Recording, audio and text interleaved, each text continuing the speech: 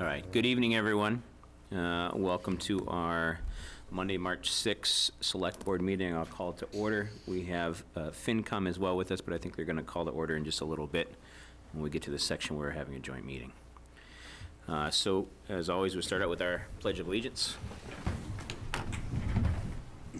Pledge Allegiance to the flag of the United States of America and to the republic for which it stands, one nation, under God, indivisible, with liberty and justice for all. All right, we have a few board and committee openings. We have two openings, one for a Board of Realtor and an at-large member for the Historic District Commission, one opening on the Conservation Commission, one opening from the Housing Authority for a Human Rights Commission member, and one opening on the Hamilton Environmental Impact Committee, and then one associate member opening on the Hamilton Council on Aging. I think you should do a roll call vote because Caroline's participating remotely. I forgot that. Oh, good idea. And All right. are they having trouble? Some people are chatting about. All right, can everybody hear me online? Caroline says we don't have audio. She just texted me. Okay, Yellow's lit up. I'll give you the 1 minute finger. We'll try and figure it out.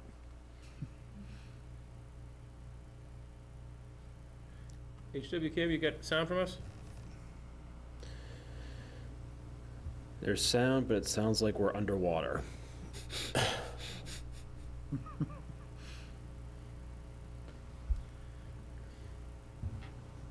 I didn't disable the chats. I usually do. All right, so pardon us while we try to iron out the technical difficulties.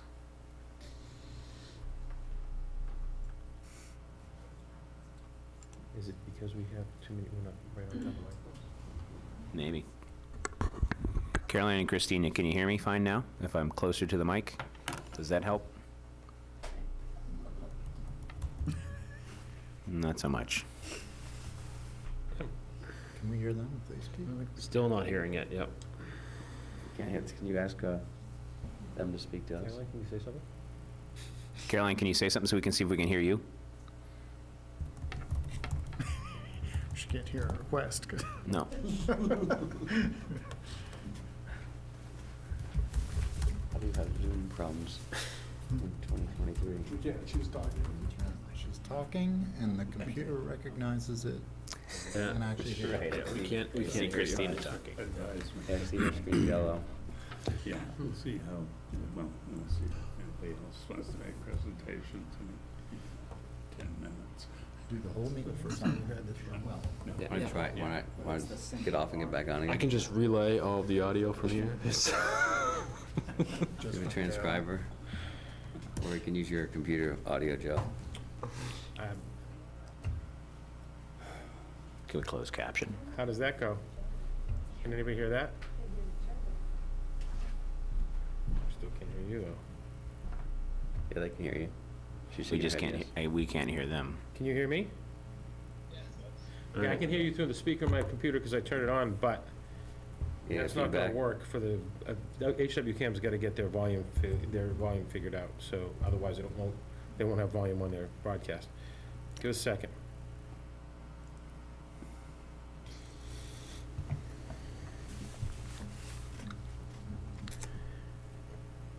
Somebody can hum some Jeopardy music if they want to.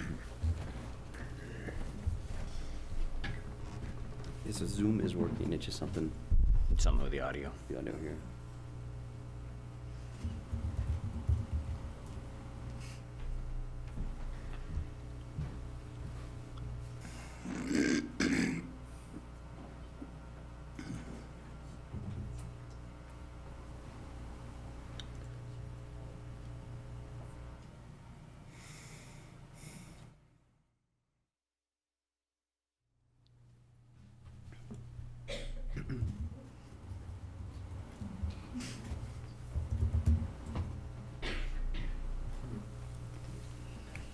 Is there a request from the HWCAT for signs and stuff, but it's not on the agenda? Is it on the amended?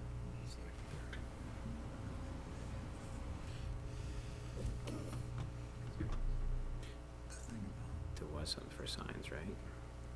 right, There's in the packet is there's a intro and HWK for sign. It's not the agenda. Come back in.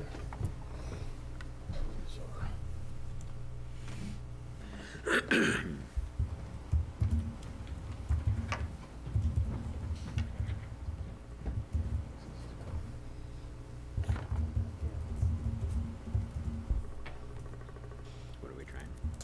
Bill's gonna try to leave and come back, HW Cam's gonna try to leave and come back in. Okay. Me, yeah.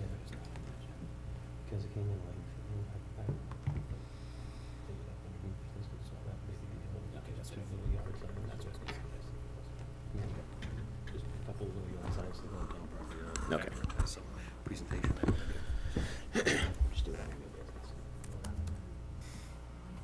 Before the joint meeting. Yeah. Long office, we're not gonna talk about that. We can, 2-3 hours. we can just do it before the joint meeting, maybe. Just do, Take new business out of order. yeah. Okay. Your meeting? Yeah, because that's really all there is. We don't have any other business. Hello? Stand by, we're working on it, if you can hear me. If not, hang out.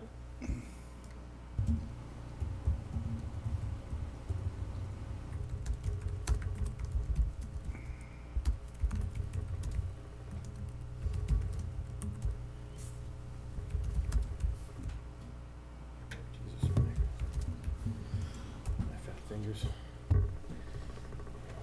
There goes our quick meeting. I don't think anybody has under the illusion this is gonna be a quick one anyway. I was not, but I. You weren't I love what you're anticipating thinking. an hour meeting.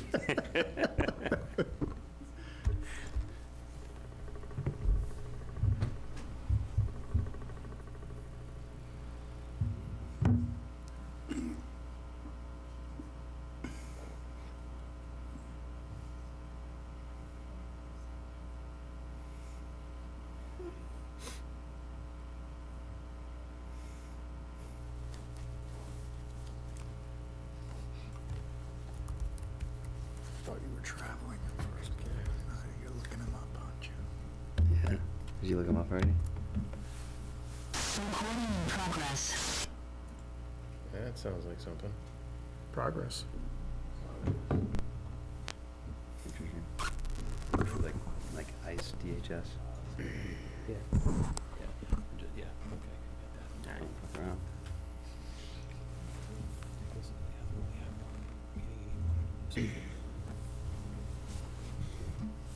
This is, All right.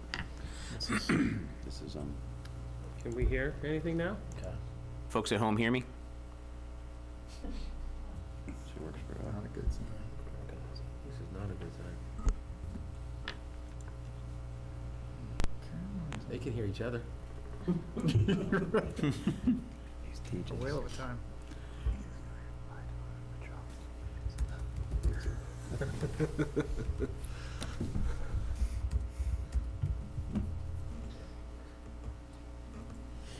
Did you meet her? The Human Rights Commission. Okay.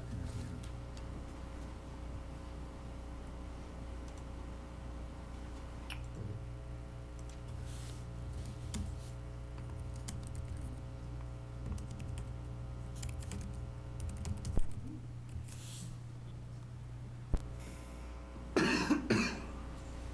I mean, if we stuck a microphone on your computer, is it just gonna feed back, probably? Well, if it, we can try. 1 second, I'm trying to restart it, sorry. All right. All right. Hope nobody had anywhere to be.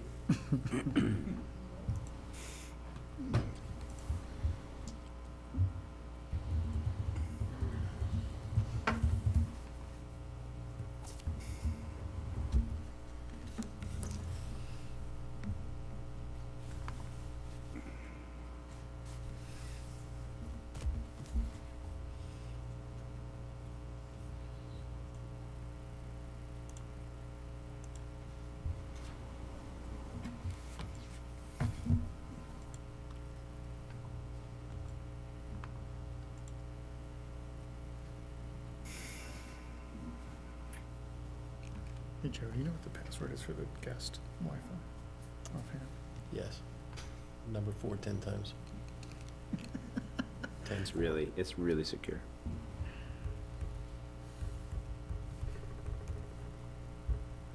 It used to be 8s. I think it was 8s for a while. Oh, was it? 10 8s.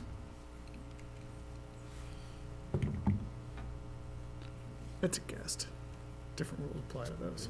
Whole You ideas. want them to be Exactly. accessible, so.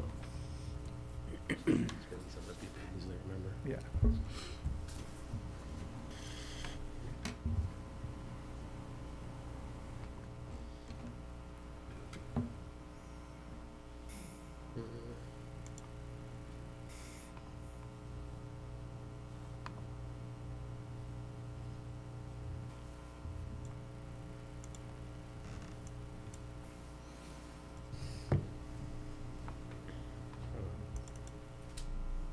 Put on my speaker so I can, I had a problem getting in. I apologize for my tardiness. No worries. Not to miss anything. Literally. We got the hot mic. we hear you now.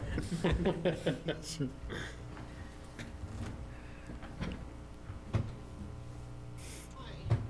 Yeah, I have temporarily taken the sound and activated it on my laptop. Once they get that moving and we hear feedback, I'll know to turn everything off again.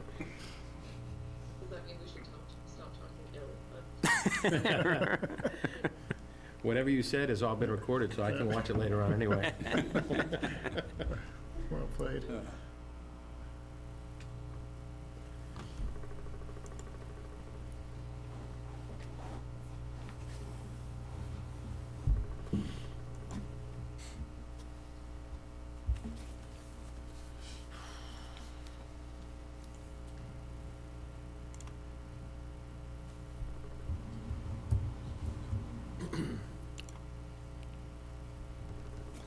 So this will be the nightmare if somebody invokes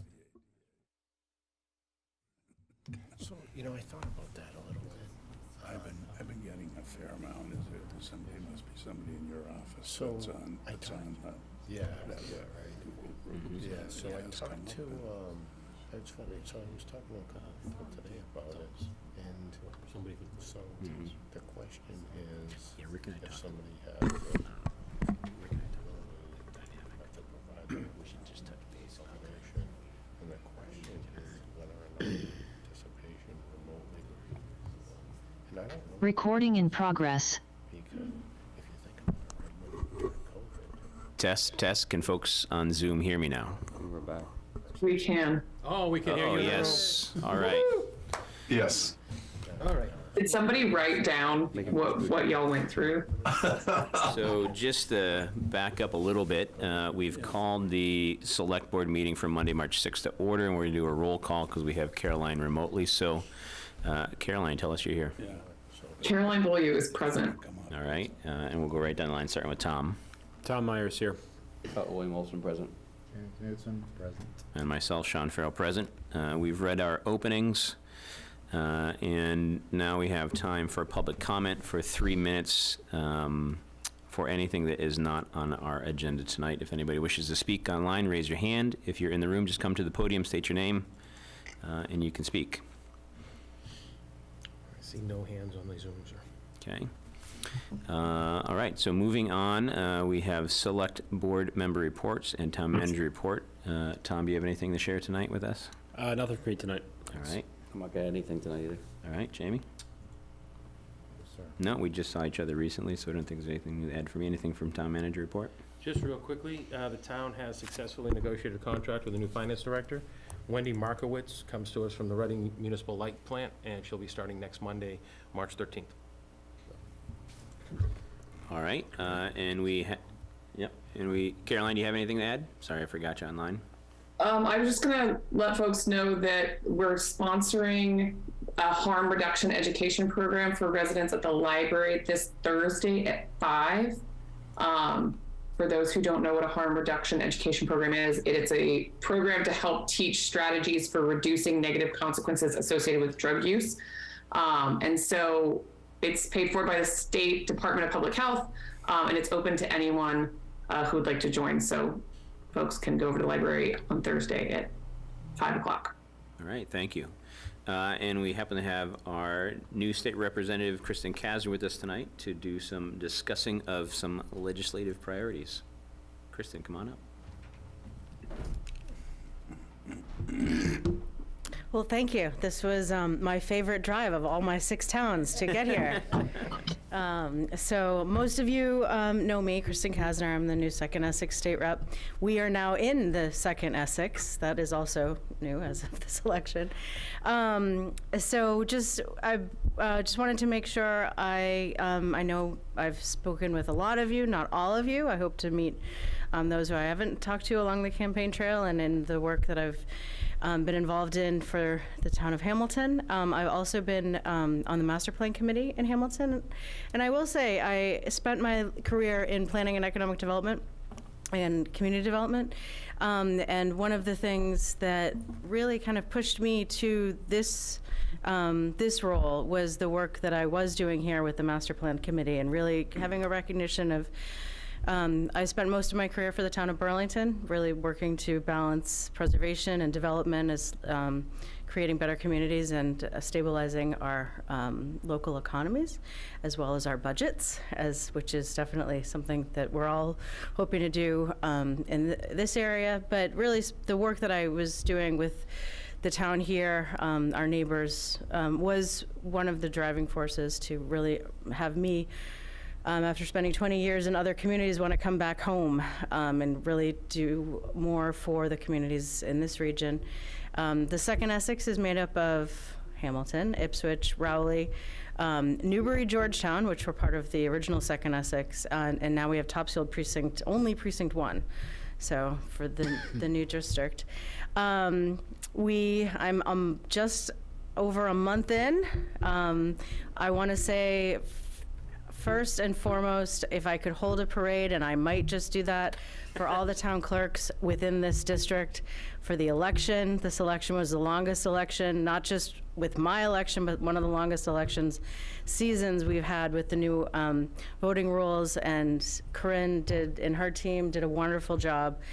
She actually helped kind of corral the other town clerks, and it was, I really questioned with the recount, should we go through it? The clerks have been working almost a month on the election as it was, but I just want to thank their whole office and Corinne and the other town clerks, but just,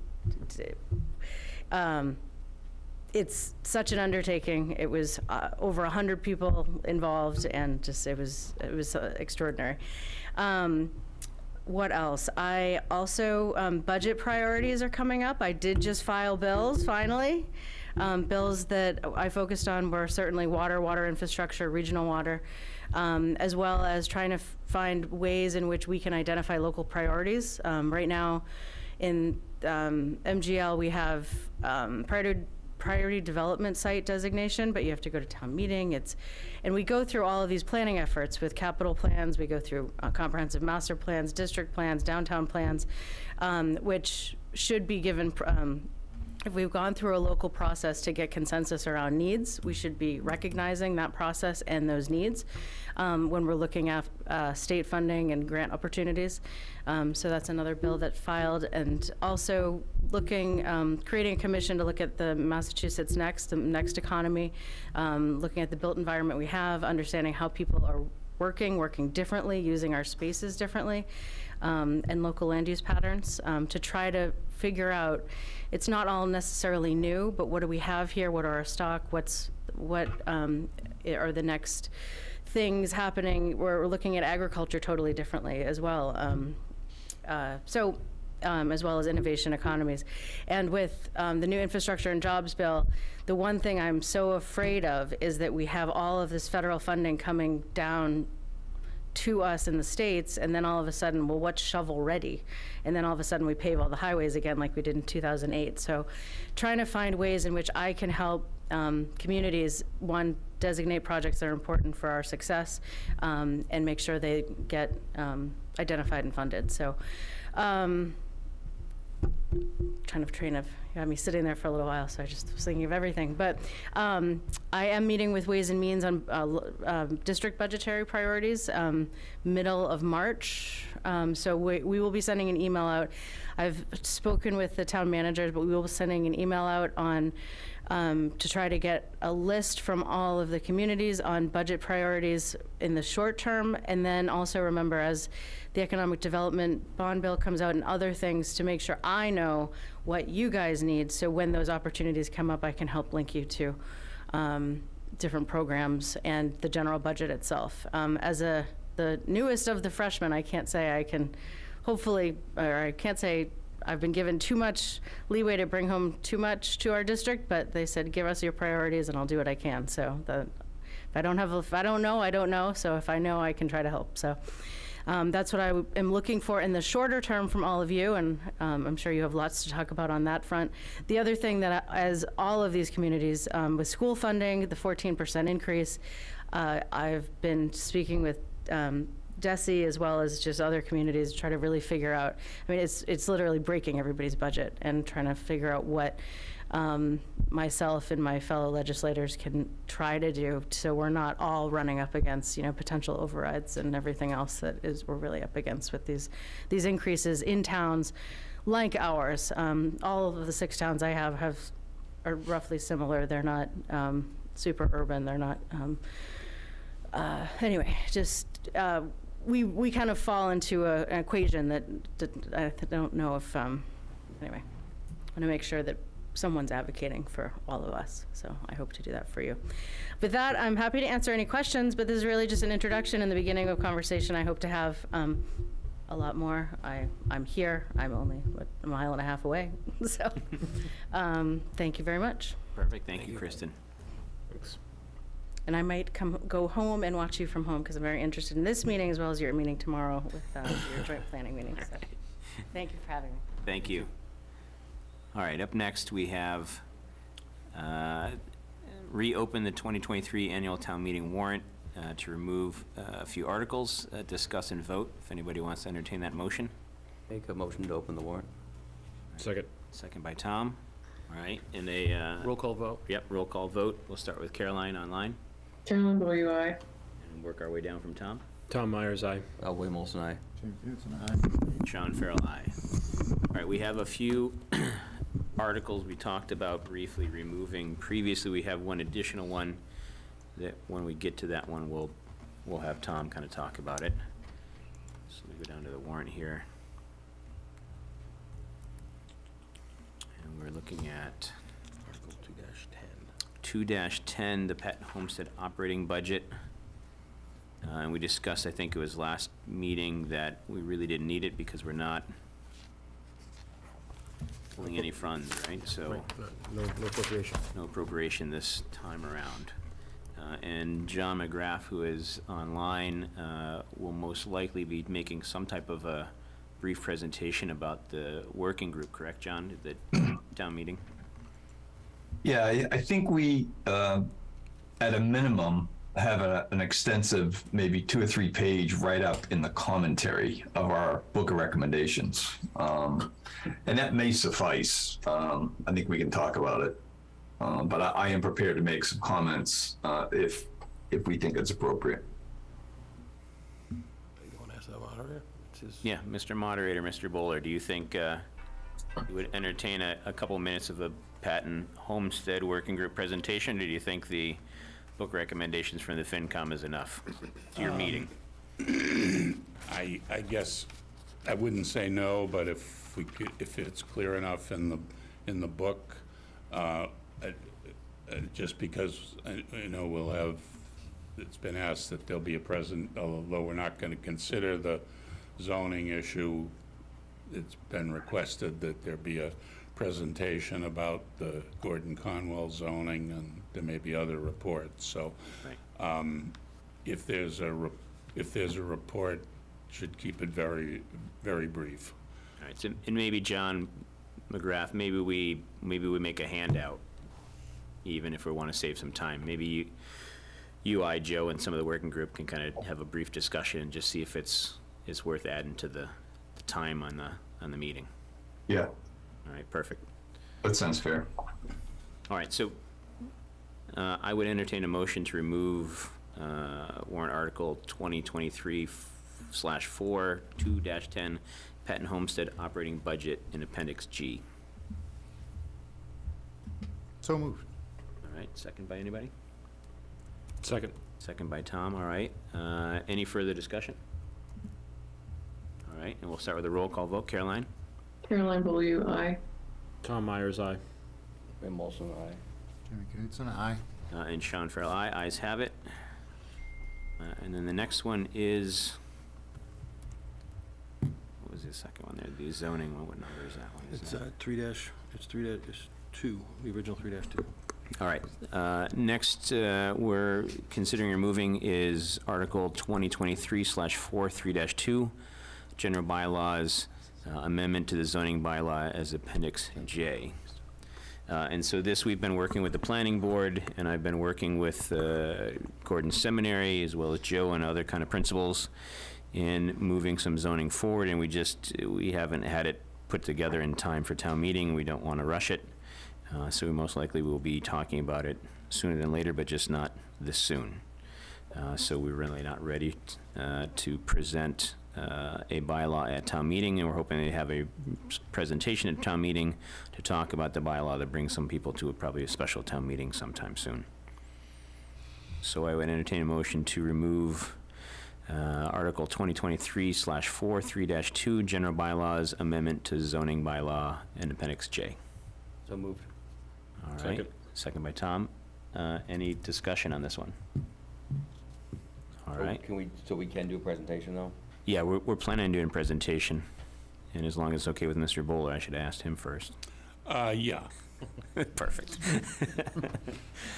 So yeah, we'll be doing some form. Brief presentation. Brief presentation, thank you, Bill.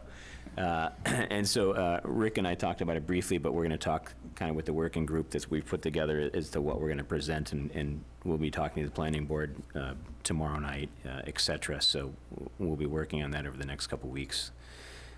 Roll call vote. Yep, roll call vote. We'll start with Caroline. Caroline Beaulieu, aye.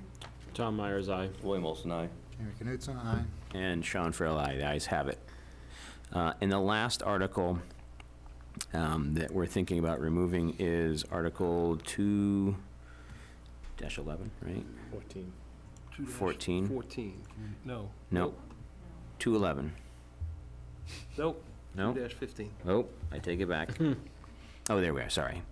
The next one we're thinking about removing, and this is a newer thought tonight, and it makes sense because I'm going to have Tom explain it in a second, is 2023-4 2-15 School Athletic Fields Project Stabilization Fund Transfer. I would entertain a motion to remove that article from the warrant. That's 214. So moved. Right. Oh, okay.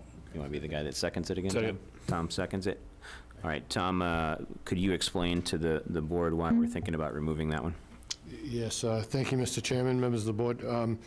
So this article seeks to appropriate funds from the Field Turf Stabilization Fund. And as you know, there's a warrant article on the warrant to approve a debt authorized by the regional school district for the project. So if that vote passes, then what will happen is the school district will ultimately borrow the funds for the project, and then they will send out assessments to the town when that debt service is due. So presumably it will be a 20-year bond, so each year for a 20-year period, you're going to get essentially an invoice from the school district for the town's share of that debt service. So at this point, since the borrowing is just going to take place, presumably it will be approved at this town meeting. Ultimately, the borrowing will take place within the next year or so, and then the debt service will become due sometime thereafter. So at this point, there's no need to appropriate funds from the stabilization fund because we don't have that assessment from the school district for the town's portion of the debt. And this isn't a situation where, like the CPA funds, which Hamilton and Wenham are both appropriating money from a portion of, for a portion of the project from CPA funding. So this will not reduce the overall debt for the project. So the project debt is going to be, the borrowing will be $15 million, and then the town's going to use funds that are held in this stabilization fund for the purposes of paying the town's allocated share. So it's not, it doesn't have any impact on the overall debt that's going to be borrowed, and ultimately, since we don't have an assessment from the district, in my opinion, there's no need to include it on the warrant at this time. In future years, when the district assesses the town for its share of the debt service, we can certainly appropriate funds at that time to cover the town's portion of the cost from that funding source. Next, Tom. Joe, you want to say something? Yeah, just to add to that, so originally this article was included because we were anticipating that Wenham was going to match our stabilization funds with a third, half of what we had raised. So we had $602,000 in that field turf stabilization fund. That was proceeds from the Patton, the sale of the Patton land for the Patton Ridge project. When Wenham was unable to identify a funding source to be able to match that, so they were not able to do that. That doesn't mean we can't use the funds on our behalf, but the law, this articles, this fund was specifically written that we can only use it for our share of the project. So since it can't reduce the overall borrowing, it's better to just leave it alone until we need to start paying our share, and then we can use it to, in a little bit of a way, bring down what Hamilton has to raise through taxation to pay our assessment. But So we can decide at a later date whether we want to use the whole chunk at once as a first payment or to use it over time on a month-by-month basis? Yes, but we will be informed by bond counsel on the best course of action for that. So I Spend it think once. we'll get, You'll probably spend it once. Okay. we don't know yet. we have to, depends how the bond is, it depends on how we have to authorize. I want to talk to bond counsel and have more conversation We don't about need to have that conversation today. We don't need to have that conversation today, and there's no reason to have this vote right now because the money remains available for Hamilton to be able to use it towards its share of the assessed cost. And it's already, And they it's can't already- use it's something already- else. It's already gaining Already in an interest. account, so there's no sense in, Right, and since Wenham just used CPC and they didn't use any free cash, it kind of basically negates this article for us in my mind, and then we can use it to kind of pay our first turf payment or car payment, whatever we want to Doesn't call it, negatively right? impact your other discussion, so this is Right, fine. yeah, Makes so. sense. All right, any further discussion from the explanation that Tom gave us and Joe? Anybody else have any questions? Today, so. No, this is actually one of the questions I had when we get to this article, when we have the joint meeting. So this actually makes a lot of sense in my mind. Okay, perfect. And did you say something, Bill? I didn't know if anybody else had a question. Anybody else have a question? Confusing, but makes sense because we've been talking about it for so long, but Yeah. for somebody else, it may seem Yeah. strange. So the trigger was Wenham would not match our contribution. Right, correct. So that then causes the borrowing to be increased, which then incurs extra financing costs. And even though we are earning money on the deposit in the stabilization fund, net, it is going to increase the borrowing costs of the project. You speak the truth, John. Yeah, okay. All right, I get it. I mean, obviously, we want to keep control of the funds if Wenham can't match it, so, okay. Right, perfect. All right, I get it. Thanks. All right, pending no further questions or discussion, we'll take a roll call vote. We'll start with Caroline. Caroline Beaulieu, aye. Tom Myers, aye. William Olson, aye. Jerry Knutson, aye. And Sean Farrell, aye. All right, and I think that's want to take a vote to close them. it, and then I'd entertain a motion to close the warrant. So moved. All right, a second. Second. Second by Bill. All right, and we'll do a roll call vote. We'll start with Caroline again. Caroline Beaulieu, aye. Tom Myers, aye. William Olson, aye. Jerry Knutson, aye. And Sean Farrell, aye. All right, everybody, we are back in business here with the warrant. All right, up next, we have reappoint Catherine Tenson to the Board of Registrars of Voters. Discuss and vote. Looks like we have Catherine and Corinne Kale here. All right. Does anybody have any Motion to questions? reappoint Catherine Tenton to the Board of Registrars of Voters. All right, Second. second by Tom. Any discussion? No, I thank Catherine again for volunteering another time. I appreciate it, Catherine. I'll take a roll call vote. We'll start Caroline. Caroline Beaulieu, aye. Tom Myers, aye. William Olson, aye. Jerry Knutson, aye. And Sean Farrell, aye. The ayes have it. Thank you. And up next, we have appoint Philip Stevens as constable. I'd entertain a motion to appoint. Make a motion to appoint Philip Stevens as constable. All right. A second? Second. Second by Jamie. Any discussion? All right. We'll start with a roll call vote. Caroline? Caroline Beaulieu, aye. Tom Myers, aye. William Olson, aye. Jamie Knutson, aye. And Sean Farrell, aye. Thanks, Phil. Appreciate you coming by tonight. Yeah, appreciate it. Yeah. And then up next, we have appoint Martha Farrell, and in our agenda, it says David Wanger, but David has withdrawn his application to the Hamilton Foundation, so we just have Martha Farrell for appointment to the Hamilton Foundation, and I will be abstaining from this vote, or excusing myself, because I'm married to the lovely woman, so I can't vote on it. And she is out of town geographically. She's in Texas in a meeting right now, so she can't be here, but she expresses her thankfulness to be thought of. Entertain a motion to appoint Martha Farrell as a member of the Hamilton Foundation. So moved. Second. Second by Tom. All right. A roll call vote. Caroline? Caroline Beaulieu, aye. Tom Myers, aye. William Olson, aye. Jamie Knutson, aye. And Sean Farrell recuses himself. All right. The ayes have it. Thank you. Moving right along, we have appoint Matthew Hamill as an associate member of the Planning Board. And I think Mr. Hamill's online. Hi, Matt. How are you? Hi, I'm good. How are you, Mr. Chairman and members of the board? Thank you for having me tonight. Yeah, thank you for volunteering. Absolutely. Happy to do it. Anybody want to make a motion? Make a motion to appoint Matthew Hamill as the associate member of the planning board. Second. All right. Any further discussion? No? I think we saw a letter from the planning board. Yeah, we got a letter of recommendation from the planning board chair, and we've had some other folks talk to Matt over the last week or so here, and he comes recommended. So we'll take a roll call vote. We'll start with Caroline. Caroline Beaulieu, aye. Tom Myers, aye. William Olson, aye.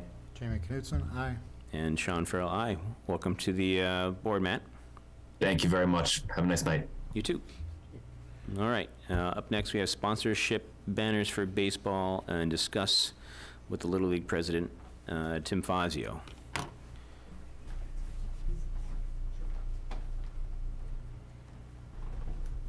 Hey, Tim.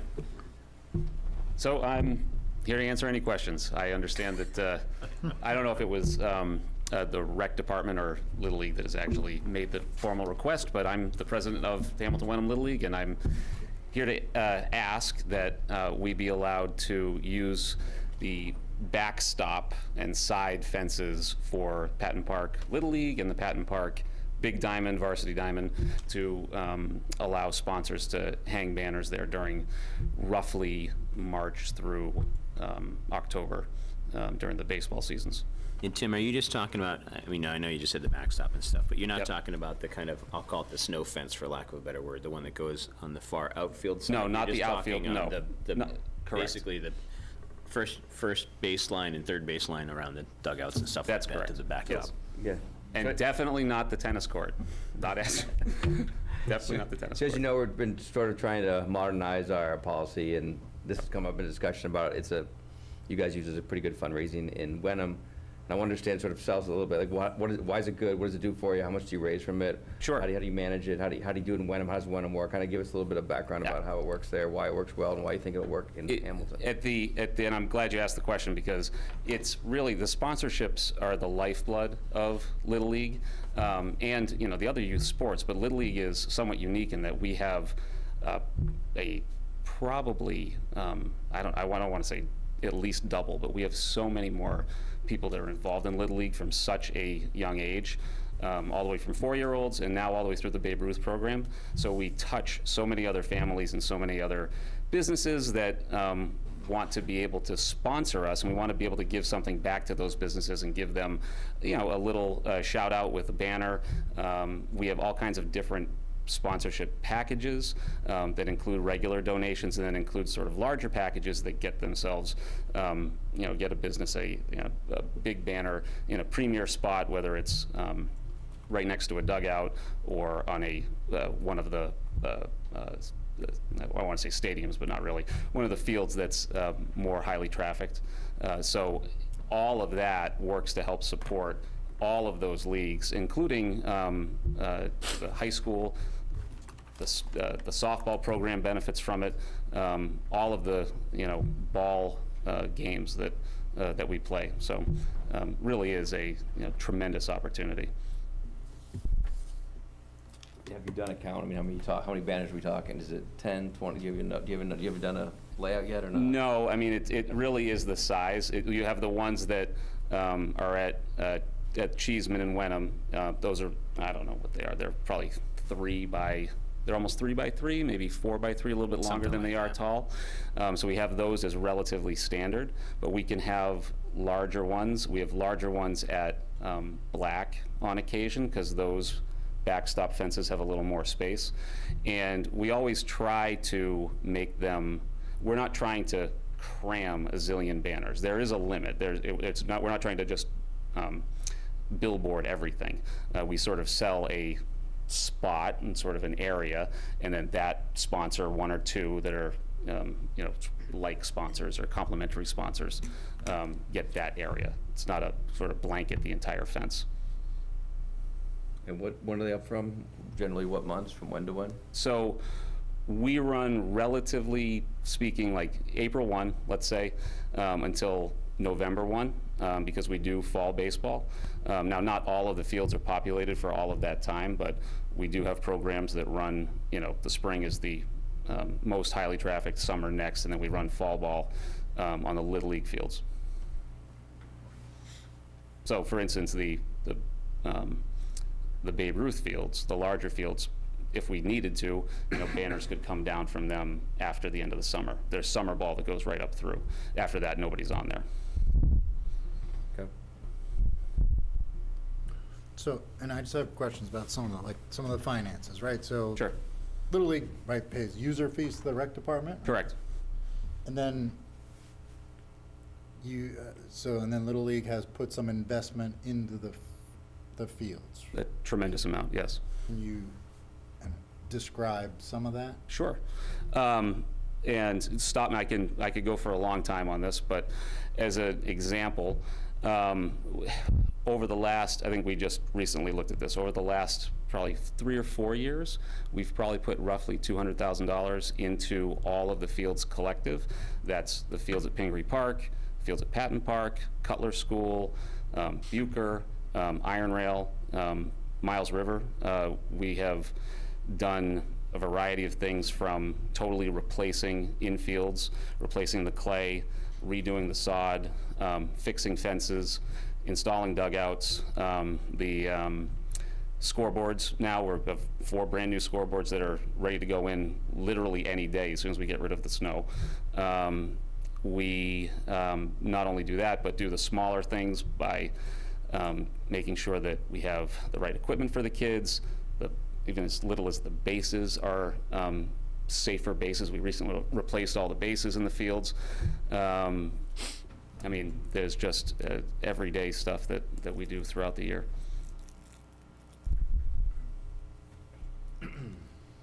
I mean, it's part of a larger discussion, but I think it was kind of what we talked about a few weeks ago, is it's the only person who's really come and asked to put stuff on those fences. So it's sort of like you want to have a very general policy, but in some things it makes sense, like what other organizations are using the field that much and giving back to the town that much and want to actually put banners up on the town as a fundraiser. So it's like there's other, what other organizations use the park and pay for the park, and then what are their rights? So I think that's what we have to sort of balance out and struggle through. But I'm not against this idea, because I think it's important and I think it makes sense. Organizations, they need money to survive and money for the kids. Yeah. This is a great way of doing it. No, Wenham's done it successfully, right? So as our partner town, so. Right, and I think as Tim said, and I've known over the years, as I've been a volunteer many times and a coach many times, that there's a ton of things that the Little League does for the fields, lights and scoreboards, and it goes on and on. I guess it's not really a concern, it's just curiosity as far as, the question about how much real estate the signs are taking up on those fences, and you said you've kind of looked at it, but you don't have an exact number of the coverage or how many or something like that. And that's my only kind of question, or not really a concern, but just how much of that fence is covered. Is it 90% covered? Is it 50% covered? You know, it's just more of a curiosity. And like you said, you're not going to put them all the way up to the top of the dugout or anything like that. But As a, for instance, we really won't put any on the, and if we do, it's very minor, but on the backstop, there's a point too where we don't want to shield fans Right. from seeing. Right, and that's my concern. Right, from seeing the game. And we wouldn't do that because that would be against Right, what it'd we be- would want to do. We'd right. have a bunch of angry parents. So we want to put them in places that are, important for a sponsor. And to be fair, a lot of our sponsors are they're wonderful, great-hearted people that just want to give us money anyways. This is a little give back that we can Right. do. They'd probably give it to us anyways. But the reality is this helps. And especially if we can, new people that are new to town or even businesses that are not part of the Hamilton, Wenham towns, but Beverly or Ipswich or other places that, feel like advertising and Right. sending some dollars here. So it would not be in our interest to blanket things and make it look incredibly commercial, but strategically placed so that we can get the best bang for our buck. Yeah, I guess before in my mind, I would approve it, I would kind of want to see almost a mock-up or at least a little map of kind of the general sizes of the signs and where they would be. That makes sense, yeah. Yeah, It's not really heavy lifting, it's just you go out and sure. take a couple pictures and then Photoshop in a bunch of rectangles, it doesn't have to be We can do elaborate. that, and we can give you some examples of how they're done over on the other fields, too, Yeah. and just sort of basics. And then after that, the only thing I would say is I don't know what we have sold for any particular thing, so right. it may not look like that in the end. I guess But, when yeah. you do come back to us, I guess give us the kind of, I don't want to say worst case scenario, but maybe the maximum amount. Sure. And say it's 50 and you probably maybe 20 go up or something like that, just so we can know the kind of the maximum potential of the coverage. Sure, and 50 or 20, it's going to be 5 or 10. Just to be, it's not a lot. Because you don't have the space that like Yeah. Cheeseman has and stuff with the back. No, but we don't have that kind. So- There's nothing along the fence, the outfield fence, so you don't have the space to put a ton Oh, of year things by there. year, or do you sell like multiple year? It is, well, we can sell multiple years, and we do to some places, but most people are year to year. We have various sponsorship levels that are generally, annual. But for certain, this is not an advertising platform, so I won't say it, but certain companies do a tremendous amount, so they have gotten multi-year Gotcha. deals. Yep. Yeah, I think what makes sense for us, because we're trying to figure the policy, is do a one-year thing, right? Come back to us with a proposal. Also schedule, sometimes we take a long time to make the right decision, but we're already into March, so if you're gonna do it for this year, when would you need a decision by? Probably yesterday, but, There's another it meeting would- on March. but we're flexible. I'm sorry, March 20th, you said? March 20th, we've got another meeting. Sure. If you could have a mock-up for the board to consider on the 20th. Yeah, absolutely. I have a quick question, and sorry if I just wasn't tracking.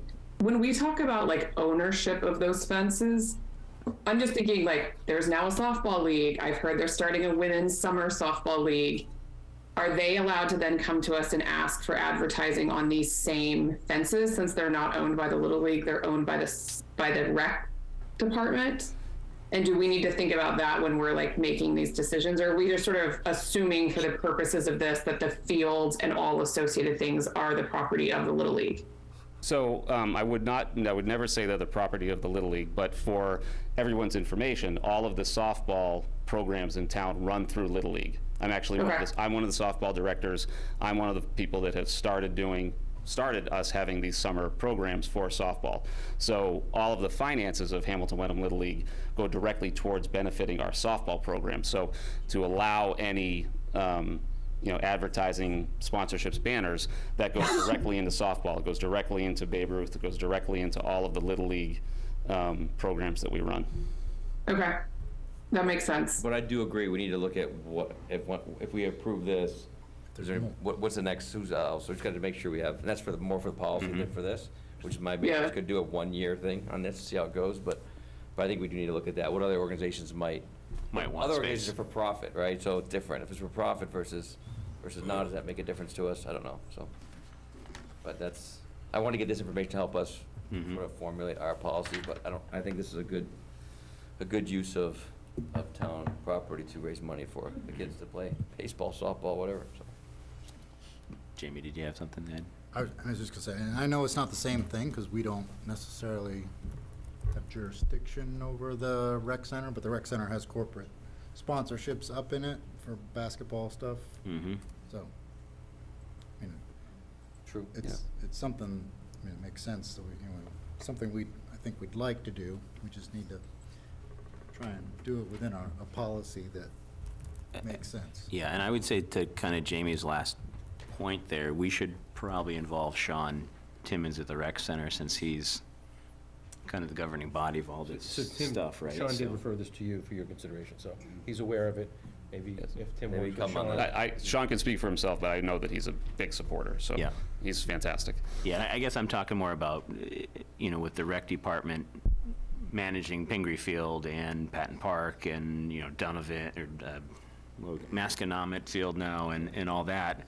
We should kind of talk to him and see kind of what kind of real estate that if people do start coming to ask, that we have and that we're willing to have sponsorship signs up and stuff like that in general. Because it's not just Patton Park, it's other spaces. So in that's town, basically too. right, we need to be right in terms of that. But I think for the next meeting on you said on the 20th. 20th, you come with sort of what you're thinking for spots. I think that'd be helpful for us to make a decision for this year, and then we can think about what that approval means, whether we want to see each individual banner before it goes up there, or do we just care about a spot, a size? We can talk about that. Right, and maybe since we're kind of involving Sean, maybe Sean's a bit of a gateway to us, that if there's something that is questionable, he brings it to us, but otherwise we'll let him approve it. Just out of curiosity, do you have to go in front of Wenham once a year, or is it just something? No, I don't have to, Good. no, I think Sean really just has that taken care of, so we've never had any sort of issue with Wenham. We just put things up and Sean approves them and we're all set. All right, so we'll talk to Sean and see if there is a process or a policy for Wenham. Maybe there's not, maybe they just do it. Who knows? All right, Any other questions? anything else from anybody else? All right, thank you, Tim, I Thanks, appreciate everyone. it. Yeah, no, appreciate And your we'll time. talk again Thank you. soon. Thanks. All right, we are in the home stretch before a joint meeting. I apologize, FinCom.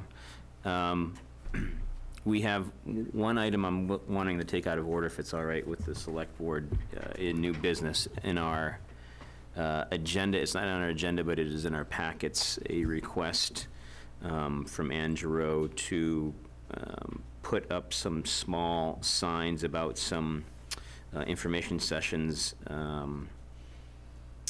at two locations, one the senior center and Patton Park, and Ann can speak to the size of the signs. They're just small signs, right, Ann? Just kind of like campaign signs, or are they? No, that's right. They're like a campaign size, so they're 24 inches wide by 18 inches tall. Perfect. So is everybody okay with taking that out of order instead of waiting Ann Yeah, through the whole meeting? So, yes. all right, so in the packets, there's one for, it's called Solar 101, presentation to be held on March 21st. Another one, Heat Pumps 101, to be held on April 4th. And these would be two signs in those two locations, just advertising those events. Where are the presentations going to be? They'll be at the Hamilton Senior Center. Okay, and will the signs say that? Yes, it will say, for example, for the Solar 101 event, it'll just say Solar 101. It'll have the date and the time. It'll be 7 to 8:30 at night, Hamilton Senior Center. Perfect. So that's all it's going to say. And how many signs are we talking? It's just two signs, right? We'll have probably 10 signs per event, but we're only asking for 2 signs on town property. So 1 sign at the Hamilton Senior Center and 1 sign at Patton Park. And the other signs we'll be putting on private property. Okay.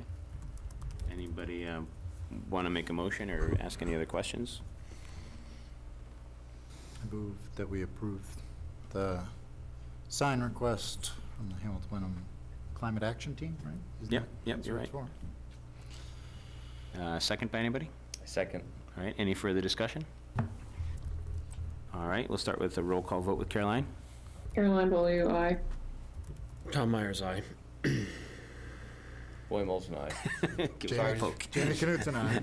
I'm just reading this, so it says, and I'm reading our, Sign the policies, right? It Yeah. says it's what's confusing about this, temporary signs. The special permit grant authority is the planning board.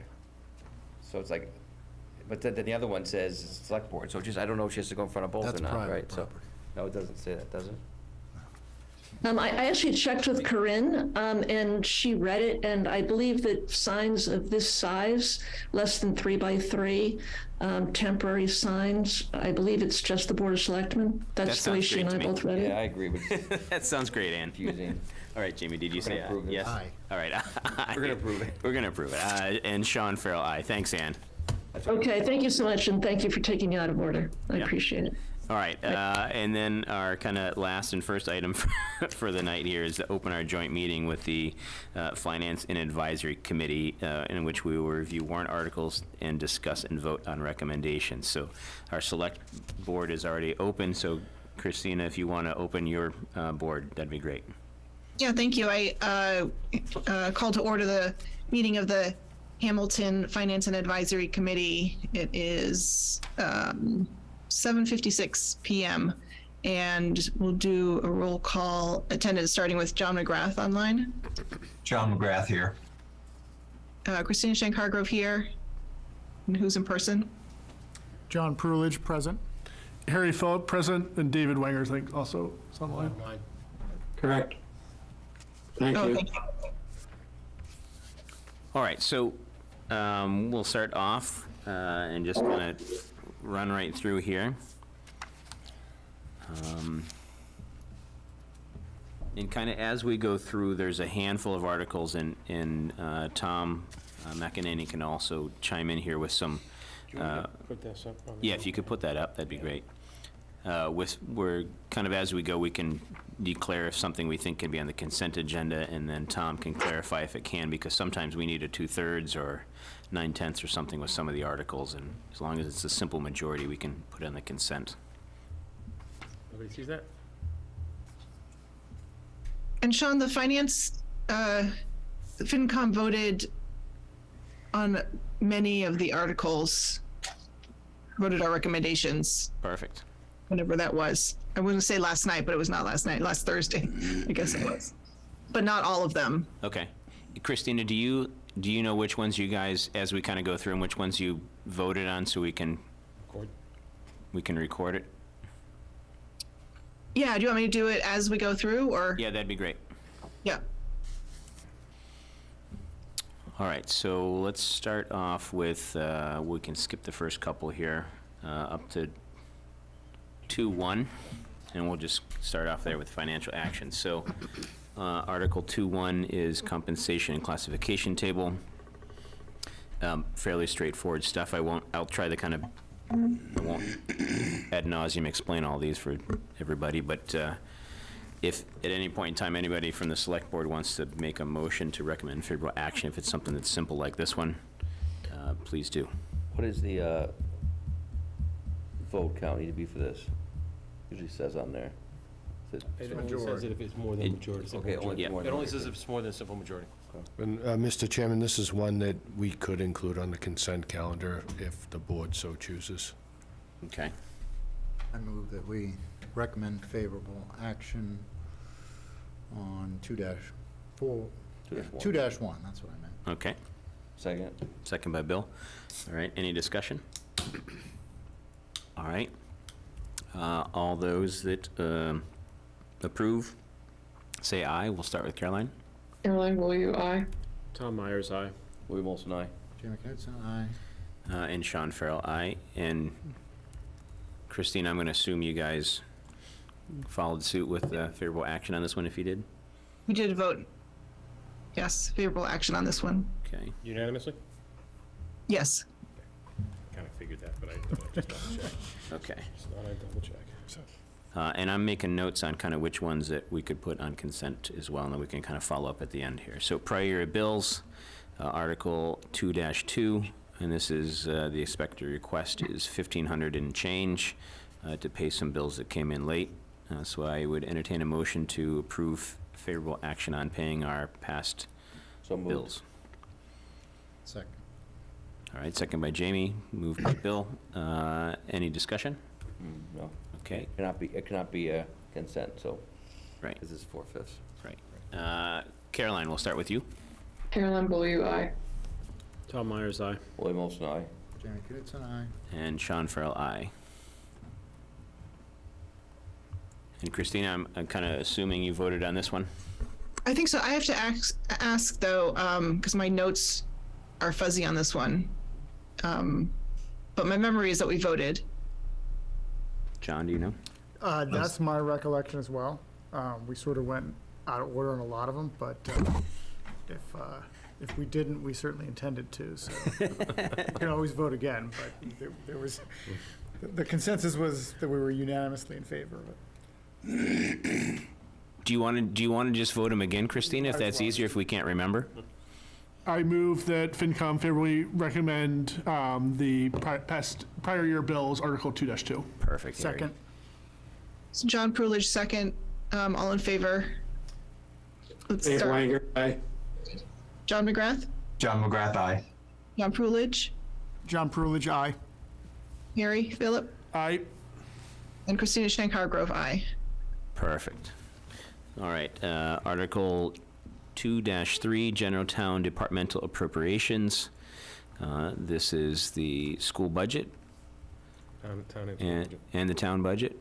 In the past, we have separated these, but it's never worked to our advantage because they just combine it on town meeting floor when we try to separate them. So the omnibus budget here for the town and the school district, if anybody wants to make a motion to recommend favorable action, I will accept it. On 2-3. All right, thank you. And a second? Second that. All right. Any discussion? All right, and a roll call vote. We'll start with Caroline. Caroline Beaulieu, aye. Tom Myers, aye. William Olson, aye. Jamie Knutson, aye. And Sean Farrell, aye. And just for FinCom, I talked with Joe on the what we thought was a discrepancy, and it's resolved, so we're good to go here. Okay, so we need to take a vote on this one. May I have a motion? I move that FinCom favorably recommend Article 2-3. Second. Your discussion on what? Any further discussion?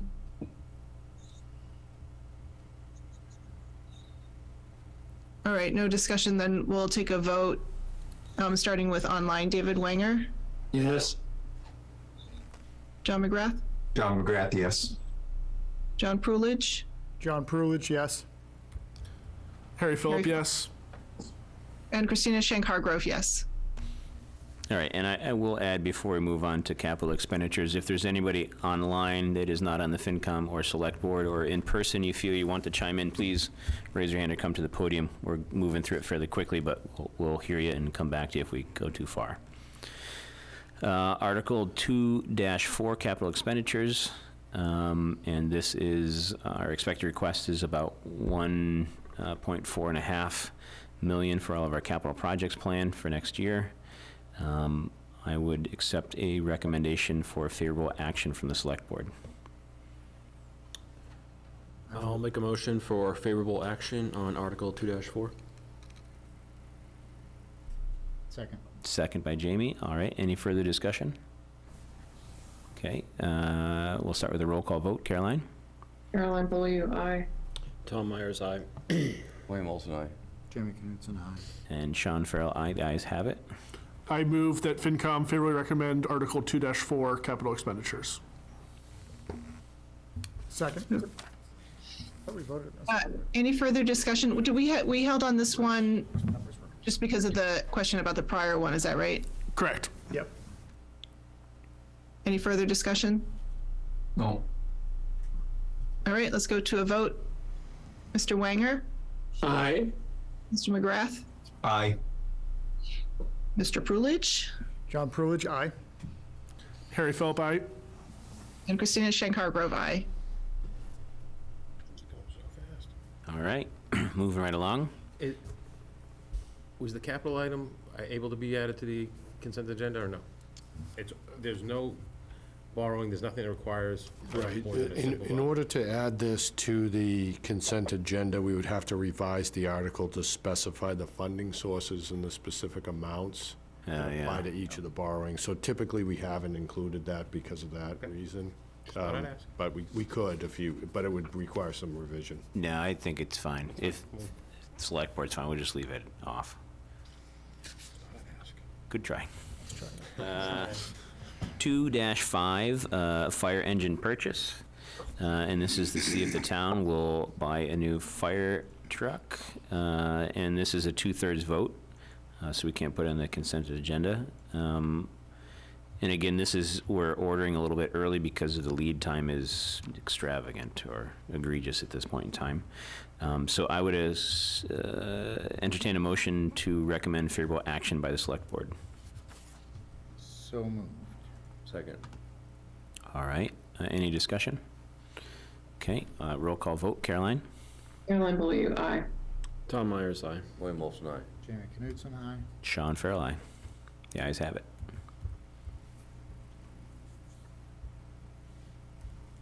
And FinCom, did you guys vote on this one? Do you remember? We did, unanimously in favor. Okay, perfect. Article 2-6, the water enterprise budget. And this is to see if the town will approve the water enterprise budget as set forth in Appendix F, the tune of about $2.2 million and change. I'd entertain a motion for the select board to recommend favorable action. So moved. Thank you, Jamie. Thank you, Bill. One quick question on this one. Joe, does the Appendix F have to include the capital pieces by the language of the warrant? So Appendix F is the water enterprise budget, and it includes the capital expense for the water enterprise fund, for the water enterprise fund's capital purchases. But the items are outlined in the Appendix D, where it shows you separately that the water enterprise capital is there, but it's funded separately. So the spreadsheet that I gave you earlier. This one? Yeah, the bottom, things at the top are in the first two articles, and then the stuff that's in gray is the capital for the water enterprise fund, and it'll be funded in the water enterprise budget. But there is a line item in the budget that totals $805,000 that would tie out to these three items. It may be helpful for this appendix to put the warrant articles that sort of track. We updated this article, this appendix. Perfect. Done, John, done. Actually, it was the very good request of the town clerk to try to make this easier for her later on, and we took care of this today. Sorry, should the warrant, like the article language, also reference, what is it, appendix, whatever this appendix D is, just so that it's... So the motion in this article is only going to approve the water enterprise budget, which includes the capital. I think if we refer to the Appendix D, it may confuse people, but I'll listen to whatever all you want me to do. As long as we're all set, I'm fine. Tom, you feel I nailed it? The language that's in the article is what we have typically used in the past, so as long as we're not double appropriating the funds for the capital items, I would stick with this. Yeah, we don't want to do that. Definitely not. Okay, so I think we had a motion and a second by select board. Did we get to a roll call vote yet? We did not. Okay. Pending no further discussion, we'll take a roll call vote. We'll start with Caroline. Caroline Beaulieu, aye. Tom Myers, aye. William Olson, aye. Jamie Knutson, aye. Sean Farrell, aye. The ayes have it. I would note that this is one that could be included on the consent agenda as well. FinCom did vote in favor, 5-0. Okay, thank you.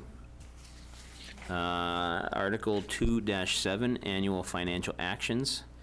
I would like to note a quick change. The original version of the warrant that you all had in your packets, item C on this was for $200. That was meant as a placeholder. Annually, we have historically appropriated the interest from the Clark Fund to be able to be used by the Conservation Trust. Therefore, we got that updated number today from the treasurer, and that number is $2,668.36. Okay. Not $200. I like that better. I'd make a motion to recommend favorable action on Article 2-7. Lovely, thank you, Jamie. Anybody second? Second. Second by Tom. Any further discussion with the new updated numbers? Okay, roll call vote. We'll start with Caroline. Caroline Beaulieu, aye. Tom Myers, aye. William Olson, aye. Jamie Knutson, aye. Sean Farrell, aye. The ayes have it. FinCom voted unanimously in favor. Perfect, thank you. Mr. Chairman, I would note that Article 2-7 could also be included on the consent agenda, as well as 2-8 and 2-9. Okay. Christina, we voted with Part C, the former number. We did. Do you think we need to revote? I'll await your ruling. I guess let's just do it. Yeah, can't hurt. I move that FinCom favorably recommend Article 2-7 annual financial actions. Second. All in favor in the same order as before? We forgot the order. Money one. Yeah, David Wanger goes Oh, first. yes. John McGrath. I don't know what happened. John Prulidge, John Prulidge, aye. Harry Philip, yes. Christina Schenk-Hargrove, yes. John McGrath, yes, sorry. No problem. Unanimous in favor. All right, thank you, Christina. All right, Article 2-8, the Hamilton Development Corporation. And this is our annual meals tax. I'd entertain a motion by the Select Board to recommend favorable action on this one. I'll make a motion that the Select Board recommend favorable action in Article 2-8. Second that. All right, any other discussion? All right, roll call vote. We'll start with Caroline. Caroline Beaulieu, aye. Tom Myers, aye. William Wilson, aye. Jamie Knutson, aye. And Sean Farrell, aye. And FinCom voted unanimously in favor. All right, perfect. Article 2-9, the OPEB Trust Fund. This is our kind of annual raise and appropriation of money into our OPEB liability, which we're thankfully moving right along on. Did FinCom vote on this one already? Yes. And you said yes, I assume? Yes. Okay. I guess we should, I was thinking in hindsight here is Mr. Olson and Mr. Knudsen, we should probably see what the FinCom has already voted on before we make our vote. I've just been barreling through it, but I apologize. You've been good at guessing, though. I've been good at guessing. As I said, I was just guessing is what I was doing, so. There's been a lot of dialogue, but formality-wise. Yeah, formality-wise, so. Anyway, so FinCom has recommended this, so I would entertain a motion by the Select Board to recommend favorable action as well. So moved. Second. All right, any discussion? All right, we'll start with a roll call vote from Caroline. Caroline Beaulieu, aye. Tom Myers, aye. William Wilson, aye. Jamie Knutson, aye. And Sean Farrell, aye. All right, That be and consent agenda? that can be consent agenda as well. Yes. And then we've removed 2-10. No, we didn't. Oh, no, we didn't? Oh, nope, sorry, wrong one. Yeah, we No, we did. didn't. We removed the field turf stabilization fund, not the appropriation to the stabilization fund. 210 is No, Pat Homestead. 210's Patton Homestead. You're looking at it. Different I'm looking at it- Yeah, sorry. I'm ahead of you because it's in anticipation of your votes. I already have this changed in here. He's living in the future right now. He's looking at a In new. anticipation of your votes, the new. So 2-10. we've removed 2-10, the Patton Homestead Okay. operating budget. So now the new 2-10 is the stabilization fund. So Oh, boy, I will- you're ahead of us. Nice, good whole thing. I will ask Ms. Schenk-Hargrove what the FinCom voted if they did on this one. Yes, and I guess I want to say that we considered all of the athletic fields project. This is not athletics. This Okay. is the town Just our stabilization. general stabilization fund for the town, not the All right, not the we athletic. voted unanimously in favor. Okay, perfect. All right, so then I would entertain a motion from the Select Board to do the same. So moved. Second. All right, second by Jamie. Thank you, Jamie. And we'll do a roll call vote. We'll start with Caroline online. Caroline Beaulieu, aye. Tom Myers, aye. William Wilson, aye. Jamie Knutson, aye. And Sean Farrell, aye. All right, now Article 2. Can that be in? No. That It's a one cannot. two-thirds vote on that one Does it- by okay, it does say- bylaw. I'm sorry, I missed it. It does say it there. Sorry, my bad. Correct, yep. My bad. All right, so now we are at, is it 212 It'll be the now? new it'll be the new 211, but. 211, sorry. The new Article 211, But in our packets, 212. right, in the pack is 212. FinCom voted favorably on this one. Thank you, Christina. And this is a revolving fund establishing expenditure limits to our revolving funds for rec and the EDS and clinics fund. And I would entertain a motion from the select board to recommend favorable action. So moved. All right, thank you, Jamie. Second by anybody? Second. Second by Tom, all right. And no discussion, we'll go with Caroline for roll call. Carolyn Beaulieu, aye. Tom Myers, aye. William Olson, aye. Jamie Knutson, aye. Sean Farrell, aye. Ayes have it.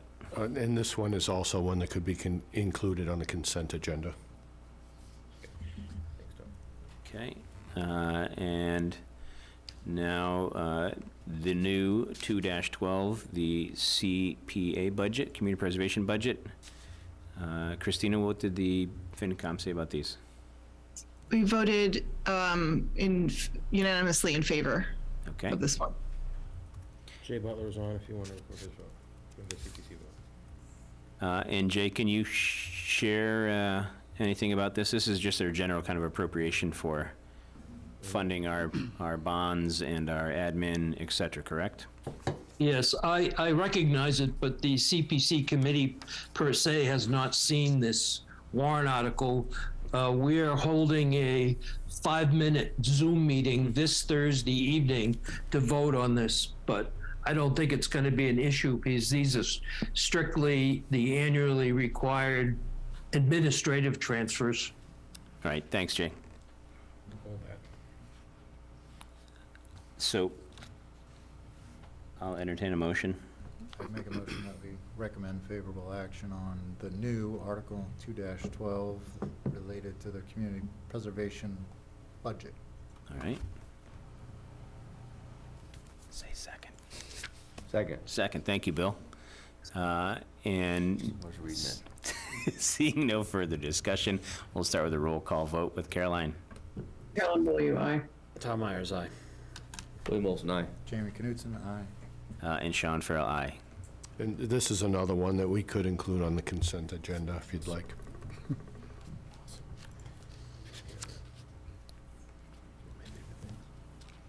And that was 213 or 212? That was 212. It was the new 2-12. 212, okay. And then the one before, I'm thinking was 211, must be getting it wrong, okay. And now, this is the Community Preservation, the Athletic Fields grant request. And Christina, can you share the FinCom's take on this one? Sure, and this is where I wanted to say that the FinCom considered all of the athletic fields warrant articles together, and though we have some reservations about the total amount of the proposed project, in the last article, we did vote in favor of the smaller funding article. So we voted unanimously in favor of Article 214. Okay. It'll be the new 213. The new 213, yeah. 213? It will be. Because we took out the patent homestead, it'll get renumbered as 213. Right. Yeah. In the packets, it's 214. On your screen, it's 213 at the moment. I have it as 214, Joe, with the patent homestead article out. No. Because it comes right after 2-12. Should we back up? Let's. You're one ahead. We're on the CPA. We're on the With community the CPC, preservation. we're on the Oh, so I'm CPC sorry, score. okay. No. Yeah, I got Yeah, it. we're on the CPC. Okay, athletic sorry about fields. that. Come on, Tom. Looked ahead. Keep quiet. All right, so I would entertain a motion from the Select Board to recommend favorable action on as you see it on your screen on Zoom, 2-13 CPA School Athletic Fields Grant Request. So moved. Second. All right, all those in favor? We'll start with Caroline. Carolyn Beaulieu, aye. Tom Myers, aye. William Olson, aye. Jamie Knutson, aye. Sean Farrell, aye. All right, up next we have 2-14 on your screen. Lori's, Has the CPC voted on that one yet? Yes, sorry, Laurie. Yep, 7-0 unanimous on the CPC for that Thank you. grant request from the schools. Sorry about Right. that. Thanks, Laurie. So, I'm on the fast forward button right now, I guess. Yeah, no problem. and And Joe, what is the- on here is 214 is going to come off, correct? We just voted to Right. take that out. This is Correct. deleted. yeah, we Can that just be removed consent? it. Sorry, can 2-13 be consent? Can- No. I don't believe so. I don't think it should be. I Usually think it's it not, could but- be. I think it's on, my guess is that somebody would probably move to have it taken Yeah, out of the I consent think we agenda. could put it on, but I don't think we should put it on, I guess.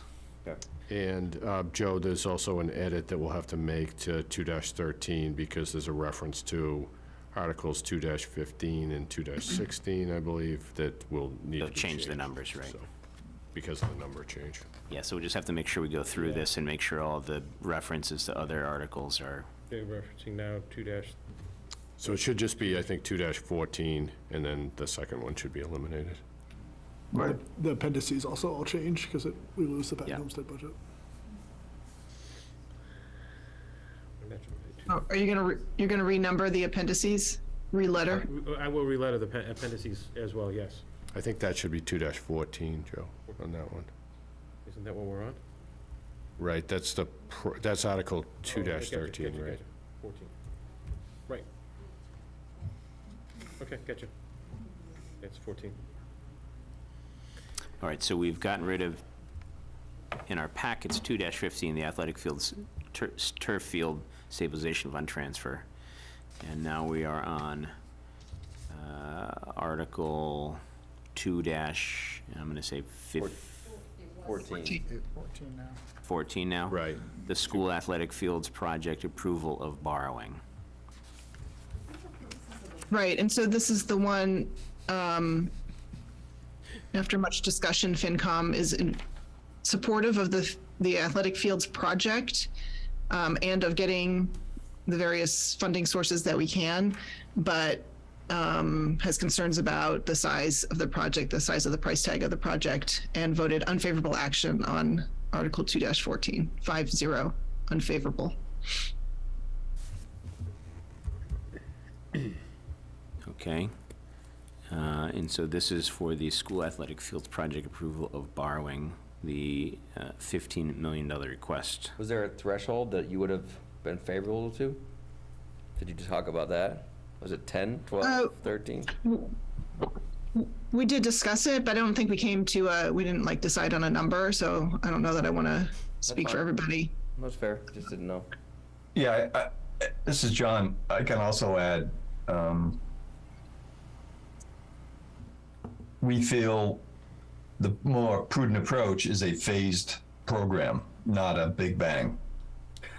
And if you go back 10 years and read the Gale reports, they've consistently laid out a phased approach with time between each phase. So I think we feel that that's probably a more prudent approach for a project this size. And also, as Christina said, the actual size of the program.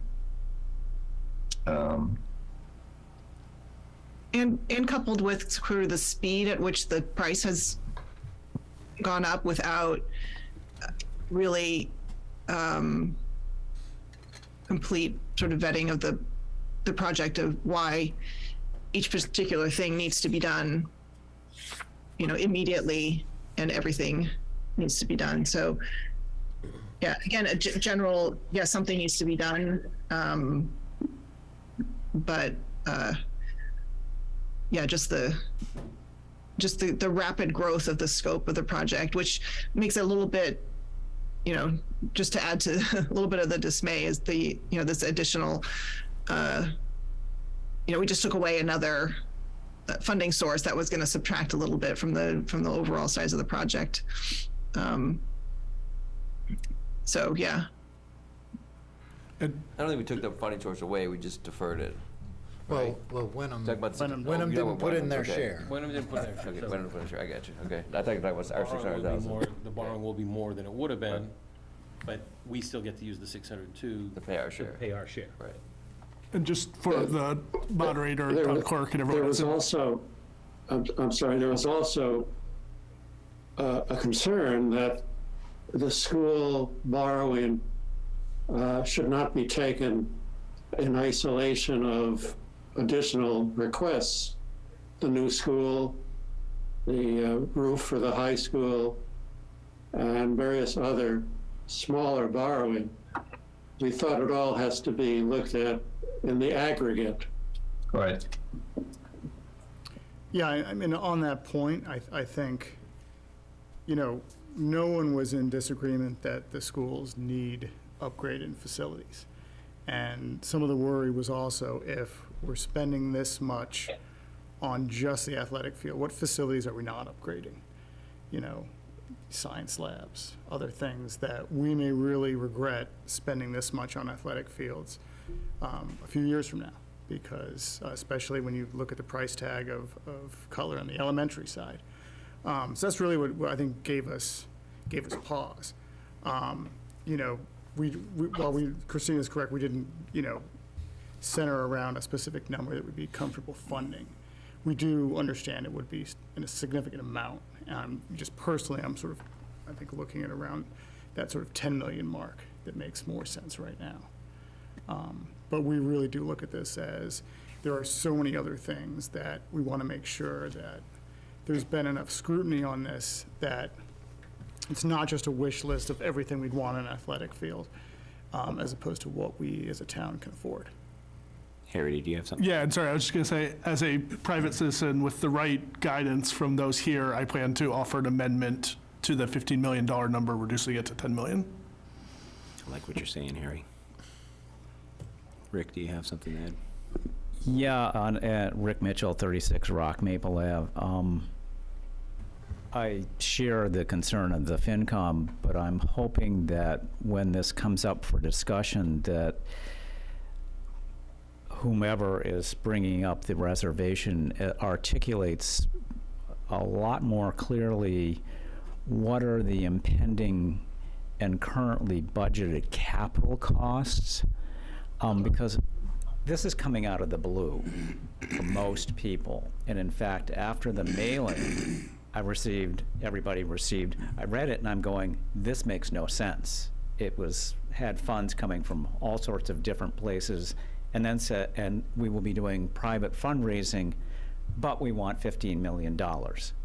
Okay, so we got a problem there. If you want to do private fundraising, you don't give them $15 million, because then they don't have to do private fundraising.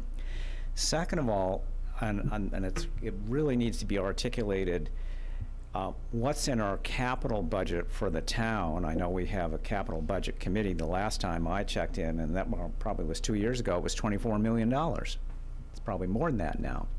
A new elementary school, if you go to MSBA site and you pick out the number of students and you can cross-reference it to the cost of the school, you're looking at $80 million at least for a new elementary school. So, and as you said, there are other capital costs coming in for the schools. We're well over $100 million. And I'm going, okay, so I think that kind of information really needs to be made very clear to the people at town meetings so they get an idea. What are we really talking about, and where does this fit into our expenditures? And if we get to that number, which we will, what are we talking about in terms of impact on our tax rate? You know, these things sort of fly in, oh, let's spend $15 million, but there's no context. So I really would urge the FinCom or whoever's going to get up and talk about that to be very clear about drawing a picture so that the citizens understand where this fits in and how it's going to impact other projects in town. Thank you. Did the FinCom do any kind of modeling of this? We're in the process of doing that. We plan on doing that. But Yeah, Joe, if I could share my screen, I can show you what's in our commentary.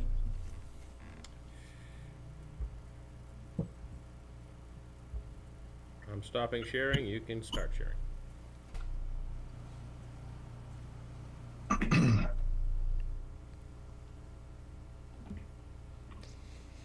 And while John's doing that, Harry's comment on the 10 million was kind of where I hate to say comfortable with at 10 million, but that was kind of my threshold for comfort, because in the beginning of this kind of rodeo was a long time ago, but this latest iteration, the fundraising was at the beginning going to be around $4 million or so. And then when they had come to our meeting a while ago, they had included the town money, CPC funding, et cetera, all in their fundraising. And that really kind of, hate to say it to the turf group, but it kind of ticked me off a little bit, because that's not really private fundraising. That's counting money that you're getting from the taxpayers from their pockets, really, and it's not a private fundraising. So that $10 million cap and then fundraising on top of that, or limit the project to that, is kind of where my comfort zone is, and I've expressed it several times. I just want to say it again tonight for those here listening. Yeah, here's just a quick snapshot. So this is gross capital, includes $120 million school, all the capital in the school department between now and fiscal year 30, and then all the capital in the town. Bottom line is the $170 million would get subsidized by the state and Wenham's piece. So Hamilton will be on the hook for $93 million of capital. And if you boil it down and figure out the cost of it, you know, it could be $3.51 on the tax rate, or $2,200 a year for a median home. So, Rick, to your point, I mean, the town is turning on spending programs, including the $120 million school, and it all adds up to $170 million between now and fiscal year 30. So that's the widest net that I could throw on top of all of this. And, you know, it's sort of all laid out. So I do think we owe people a look forward. Hey, here's what's coming. And it's going to be made up of, I don't know, 30 or 40 different decisions over the next 5 or 6 years. But this is what the profile looks like. And it's, you know, it's a lot. And I'm not saying, you know, we shouldn't improve the fields, but I keep going back to the Gale Associates saying 3 times to us, hey guys, do some good planning and do it over 8 or 10 years, not all at once. And my fear is the school's trying to get this project in before the new school building arrives. So there's a number of factors here, but this is the reality of what's coming. And we need new fields and we need a new school. It's just a lot of money. Can I just say for posterity that these are your guesstimates, estimates, projections based on the best information you could find. Right. Right. So, I mean, anyone can do this. You just get all the exhibits from all the different town and school agencies, add it all up, and then do some math. So, anyway. Just so somebody doesn't come someday and say, well, John McGrath said the new schools are going to cost $120 million. No, I mean, in the fall, in the commentary, I had an $85 million school. Everyone's telling me that it's probably going to be way more than that. So, I mean, I have no idea. Yeah, probably, yeah, and estimates. But yeah, thank you so much for putting all that together. Anyway, it's just a lot of money. That's all. So, Rick, that's the wide net that we threw just to get our arms around the thing. Thank you, John. Hey, Butler's got his hand up. Jay, do you want to say something? Yeah, we keep bringing up the subject of private fundraising. Is there going to be a place in the town meeting program, if you will, for the fundraising group to stand up and explain how much money they have before this article goes to a vote? That's a good question, Jay. Mr. Moderator, do you want to chime in here? Well, I think presumably there's going to be a presentation about this article, a general presentation. I would think that what's known or unknown about private funding should just be made as part of that. Okay. So you're open to entertaining a presentation by Eric, the school superintendent, and along with the fundraising group? Well, you know, whoever makes the motion, then, you know, there's a motion, and then, yes, I would allow you know, a short presentation, a brief presentation, my favorite word, brief. And, you know, I think it could be part of that. Okay, because I'm guessing that Eric would want to stand up and say a few words, and then since he's being kept out of the whole fundraising scheme of things, there'll be a representative from the fundraising group that will say a few words as well. Okay, well, I mean, we can, you know, figure it out, but someone will be making the motion. Someone from the schools, or presumably, or from the, you know, and then there'll be a presentation, and, you know. My understanding is that the superintendent, Eric Tracy, intends to start a presentation, and he was planning to use folks from the fundraising group as part of that, so. Okay. I don't think it's together yet, but that was what he told me. As long as it's brief. Right. So, as the person who's going to be called to vote first on this, I want to make sure we've talked it to death. So I think the concern that I have, and I think what everybody's saying, that we've talked about this so many times, and we've been uncomfortable with it from the beginning, and it is the $15 million number, right? Which is like, we've had so many conversations about all the things we wanted to make sure we did to be responsible, and at the end of the day, like, this is a carte blanche. Like, it is a blank check that we're basically saying, like, do your best, but there's $15 million no matter what. Right.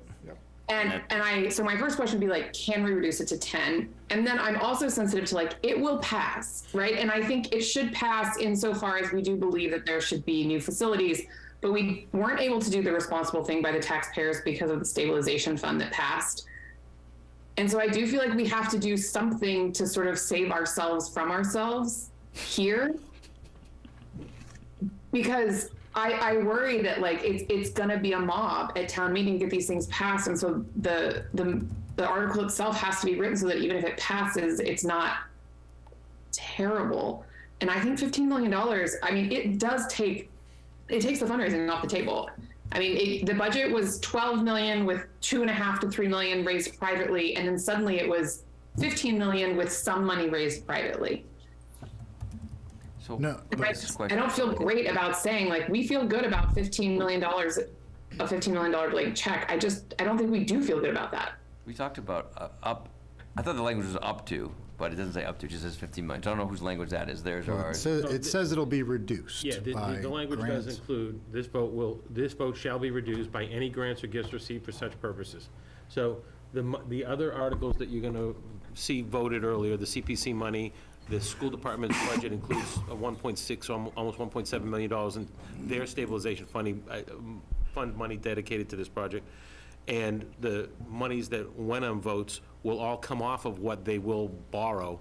Even though the top number says $15 million, it says there that that number will be reduced by the sum of those other grants, including any fundraising.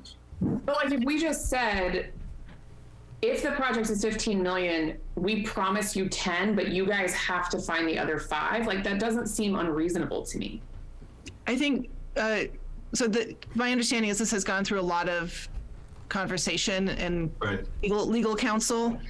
And I think Joe can explain this, but if the size of the budget, the size of the project is what we have to appropriate.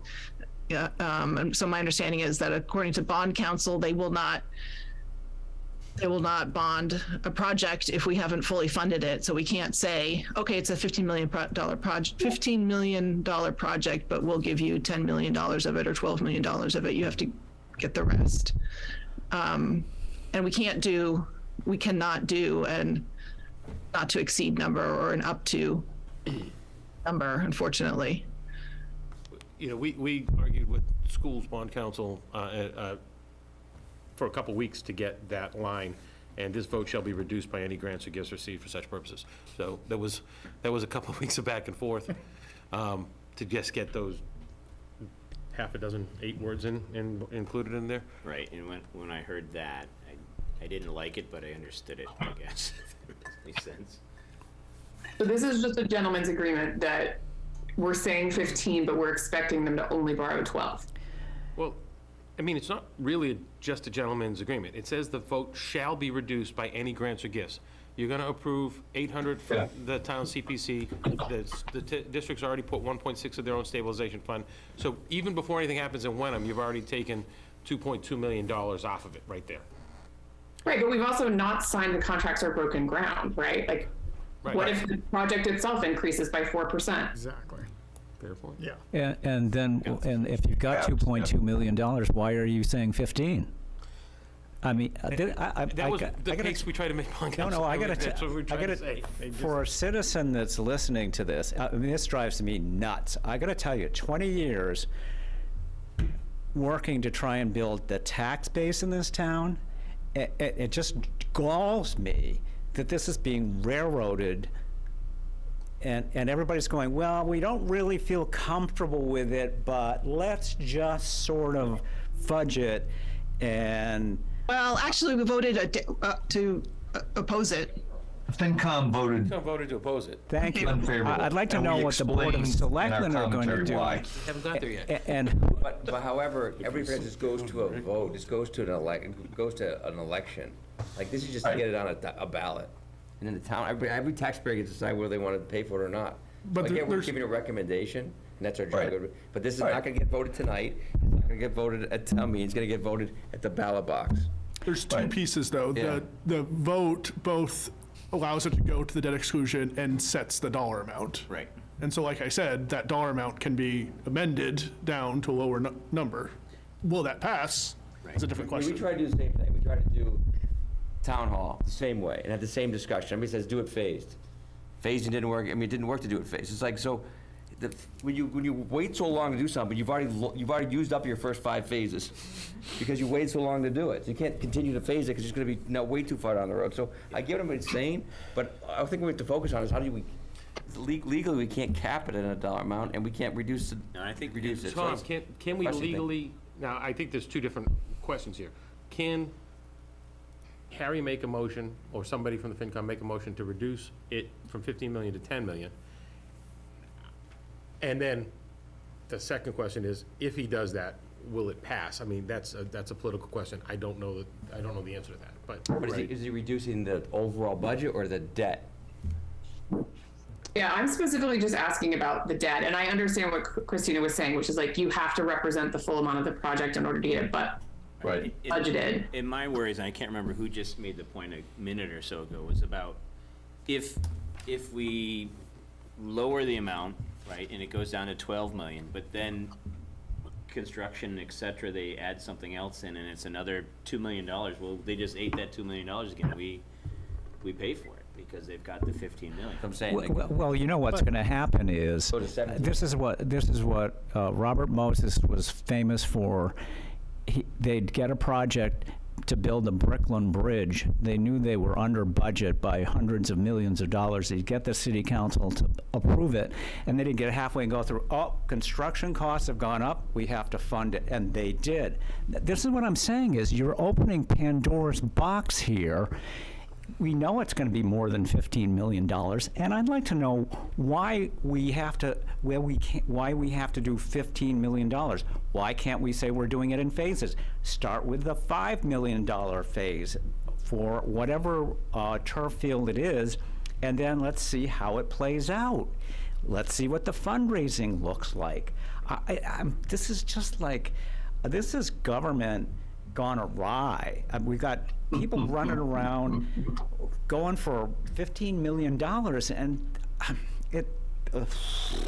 I got to tell you, just I'm in government, and I'm looking at this going, what the hell is going on here? I mean, it's just a mess. Tell us how you really feel about it.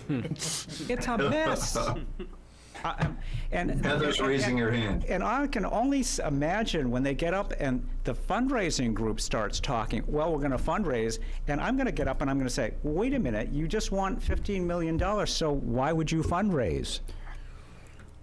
You've just defeated your own purpose in fundraising by allocating $15 million for the project. And so But I don't know that we have, I disagree with you, but someone's got to give me another option then. If we have to appropriate, or have to borrow for the full price of the project, why? because that's what we're told we're to do. Bullshit. This counts against your time at town meeting, Mr. Mitchell. No, but this is the kind of conversation you're going to have at town meeting. And thank you for preparing that material that showed the bonding going to 2030. That's very helpful. You got to refine that down to like a, 7th grade level so people actually understand what the implication is. But I don't know why we have to do this. Bond counsel says, oh, you've got to appropriate all $15 million for the project as proposed. Well, how about proposing a different project in a phase? Phasing, once again, phasing doesn't do anything. You're paying it off over 20 years. So what are you gonna, I don't understand how phasing helps. You're still paying it off over 20 years. So Well, you borrow 5 now, and you borrow 5 in 3 years, and 5 not 3 years. You're still paying off I for guess I'm a 20 little years. bit with Bill on the phasing Phase doesn't make any sense to me. You've already lost 5 phases. I agree with reducing the project. Right. But Phasing do doesn't it- make any the sense. phasing doesn't make much sense to me. So you reduce the funding for the project? Well, reduce the borrowing. I don't think they Right. spend 15 million, but the town's only put 10 million into the project. If you want to spend 15, that's fine. Go get 5 million somewhere else. Okay. Yeah, that's my take. And I don't know how we put that into the, and I'm not sure why it's not in the, it's disappointing it's not in the, and I guess you've been told you can't put it that way, but it makes no sense to me how you can't. Who says you can't do that? Bond counsel, I've said it 4 times. For the schools. But even, does that mean, what if it was just that you couldn't begin until you had the full amount? Like, I understand saying you can't start the project unless you have the full amount, but if the fundraising has to be done by the time ground is broken, is that different? Like, if we had $5 million in the bank for the project and then we bonded 10, are we allowed to do that? Or they're like, we don't care if you have the 5 million, you have to bond the full 15. Well, I kind of know what you're saying. So we have 5 million in pocket, the total project is 15, and we bond the 10. How does that Yeah. shake out? Like, why do we, I think it's like a HELOC, right? Like, everyone's like, I'm not going to use the full amount, I'm just going to get authorized for it. Yeah, I'd like to talk to all those people today. My understanding is the bonding company would want to see the full project because you could reappropriate that 5 million in the bank. So, in other words, Willing to bet. so they would not approve the bonding amount until you had $15 million? No. I think it's simple. What's the project? So, 15 million. again, it's the chicken and the egg.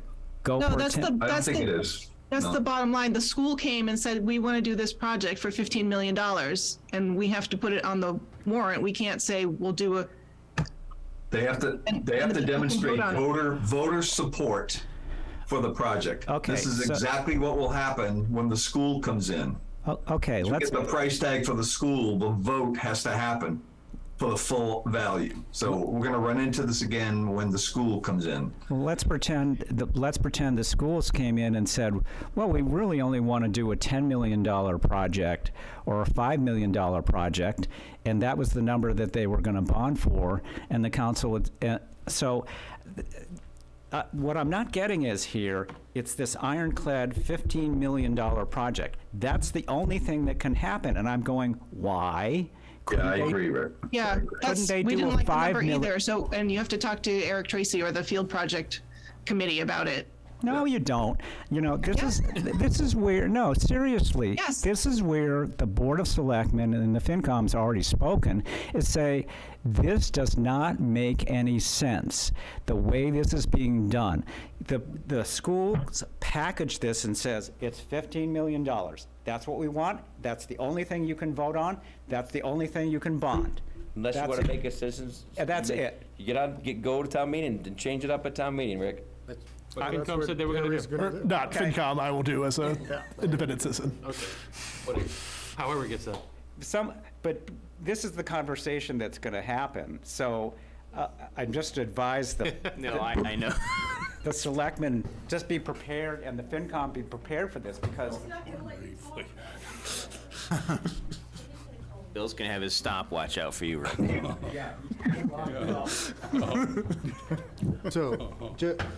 So just if playing this out, so if there was an amendment, let's say town meeting approves 10 million,